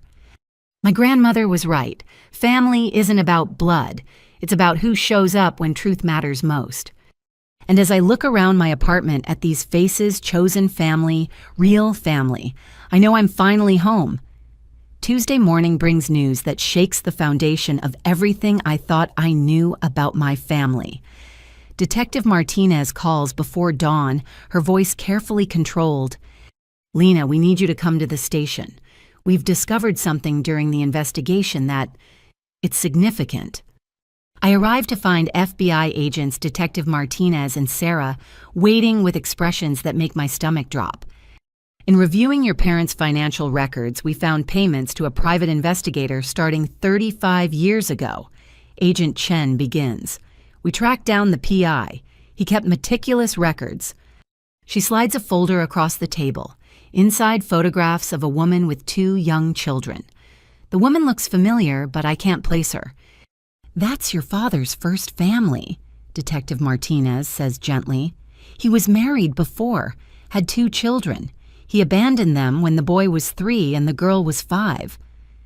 The room tilts. I grip the table for stability. What? He never divorced his first wife legally. Agent Chen continues. Your parents' marriage is technically invalid, which means their claim to any marital assets is compromised, Sarah finishes. But more importantly, you have siblings who were also abandoned by your father. I stare at the photographs. A boy who looks like Tyler. A girl with my eyes. Where are they now? Michael Patterson is 38 lives in Phoenix, runs a construction company. Sarah Patterson Wells is 36, a teacher in Tucson. They've known about you and Tyler their whole lives. Their mother made sure they knew they had half-siblings. But we never knew about them. The betrayal feels fresh, different. My entire life is built on lies. There's more, Detective Martinez says apologetically. Your mother knew. The private investigator reports show she hired him to keep tabs on the first family, make sure they never contacted you. I excuse myself to the bathroom where I promptly vomit. The layers of deception seem infinite. Every time I think I've hit bottom, a new trapdoor opens. When I return, Sarah's reviewing additional documents. Michael and Sarah have agreed to speak with you if you want. They're victims too, abandoned by your father, monitored by your mother. They never received child support, never had contact. I want to meet them. I decide immediately. They're my family, real family he threw away. We arrange a video call for that afternoon. I spend the hours between pacing my office trying to process this revelation. My employees notice my distraction but respectfully give space. At 2 o'clock, I connect to the call. Two faces appear on screen, nervous but curious. Michael has our father's bone structure but warmer eyes. Sarah, the irony of sharing names doesn't escape me, has our grandmother's chin, the same one I see in my mirror. This is awkward, Michael says, first breaking tension with directness I appreciate. Understatement of the century. I agree. I just found out you exist 4 hours ago. We've known about you forever, the other Sarah admits. Mom made sure we knew we had siblings in case we ever needed medical history or, I don't know, she hoped maybe someday we'd connect. Is she? I can't finish the question. Alive and well, Michael confirms. Remarried to a good man who actually raised us. She's in assisted living now, early dementia, but she has good days. We talk for 2 hours about their lives, their struggles growing up without child support, their mother working 3 jobs, about watching from afar as our father built a new family, lavished resources on Tyler and me, while ignoring their existence. We weren't angry at you, Sarah clarifies. You were kids too, but him building that business pretending to be father of the year while we ate ramen every night. Yeah, we have feelings about that. The business he built with my stolen inheritance, I say bitterly. At least we're all victims of his greed. Michael leans forward. When we saw the news about the fraud, part of us felt vindicated, like karma finally caught up. But we also felt bad for you. Finding out your whole life is a lie. We at least always knew the truth. What do you want from this? I ask directly. I have resources now. I can help. We don't want money, Sarah interrupts firmly. We made our own lives without him. But maybe we could know each other. We're the only siblings any of us have who aren't criminals. Tyler has no idea you exist, I realize. This will destroy his worldview more than prison. Good, Michael says flatly. Let him know how it feels to discover your father's capable of erasing children. We agree to meet in person next month after the chaos settles. They share photos of their families. Michael has 3 kids. Sarah has twins. I have 5 nieces and nephews I never knew existed. After the call, I sit in stunned silence. My family tree just doubled with branches bearing better fruit than the rotten ones I've been pruning. Sarah, my lawyer, processes the legal implications. This affects your parents' trial. Bigamy, abandonment, more fraud. The prosecutor will have a field day. I don't care about that right now, I admit. I have a brother who isn't Tyler, a sister who seems genuinely kind, nieces and nephews who might actually be safe to love. Wednesday, I inform Tyler during what will be our last conversation. He's called from prison, hoping to manipulate more favorable testimony from me. Instead, I deliver truth. We have siblings, I state without preamble. Dad was married before, had 2 kids, abandoned them to marry Mom illegally. The silence stretches so long, I wonder if we've disconnected. You're lying, he finally manages. This is some trick. Michael's 38. Sarah's 36. They look like us, Tyler. Dad paid a private investigator to keep them away our entire lives. Mom knew, they both knew, and built our family on lies about being each other's first loves. No, his voice cracks. We're the family. We're the replacement family, I correct. Built on bigamy and abandoned children. Just like everything else, it's fraud. He hangs up. I hear later from Madison that he had a breakdown requiring psychiatric intervention. His worldview, built on being the golden son of a perfect family, couldn't survive the truth. My mother's reaction comes through her lawyer. She wants to meet claims she can explain. Against everyone's advice, I agree, but only with attorneys present. She enters the federal meeting room looking decades older. The orange jumpsuit hangs on her diminished frame, but her eyes still calculate, still scheme. Those children weren't real family, she begins immediately. That woman trapped your father. We gave you and Tyler legitimate lives. Legitimate? I laugh harshly. Nothing about our lives was legitimate. You knew he had children and helped him abandon them. Then you stole from the children you did raise. What part of that is legitimate? We protected you from scandal, she insists. Imagine growing up knowing your father had another family. Instead, I grew up in a lie that exploded spectacularly. Much better, I say sarcastically. She tries emotional manipulation, tears, maternal guilt, but I see through it now. Every expression calculated, every word chosen for effect. The mother I thought I knew never existed, just this stranger wearing her face. I want their contact information, I state. Michael and Sarah, you monitored them for 35 years. I want to know everything. I'd burn those files, she says quickly, too quickly. Sarah leans forward. Destroying evidence in a federal investigation adds 5 years. Want to reconsider? My mother's mask finally drops completely. The loving mother, the victim, the martyr, all pretense falls away, leaving naked calculation. Fine, she spits. Your father couldn't let go, kept tabs on his precious first children. The files are in a safety deposit box at First National, box 247, keys hidden in his home office inside the false bottom of his Navy metal case. Even now, even caught, she'd hidden evidence. I wonder how many other secrets wait in hidden boxes and false bottoms. We're done, I tell her. Don't contact me again. I'm your mother, she screams as guards escort her out. You owe me forgiveness. Family forgives. But she's wrong. She's just the woman who gave birth to me, then spent 32 years stealing my life. Mother is a title earned through love and protection, not biology and manipulation. Thursday brings the safety deposit box revelation. Inside 35 years of surveillance on my half-siblings, report cards, school photos, job applications, marriage certificates. My parents stalked these children they'd help abandon, maintaining files like some sick hobby. This is disturbing. Agent Chen observes, cataloging evidence. They tracked every milestone, every achievement, almost like they were comparing, I finish, making sure the children they kept were more successful than the ones they threw away. One file makes me pause.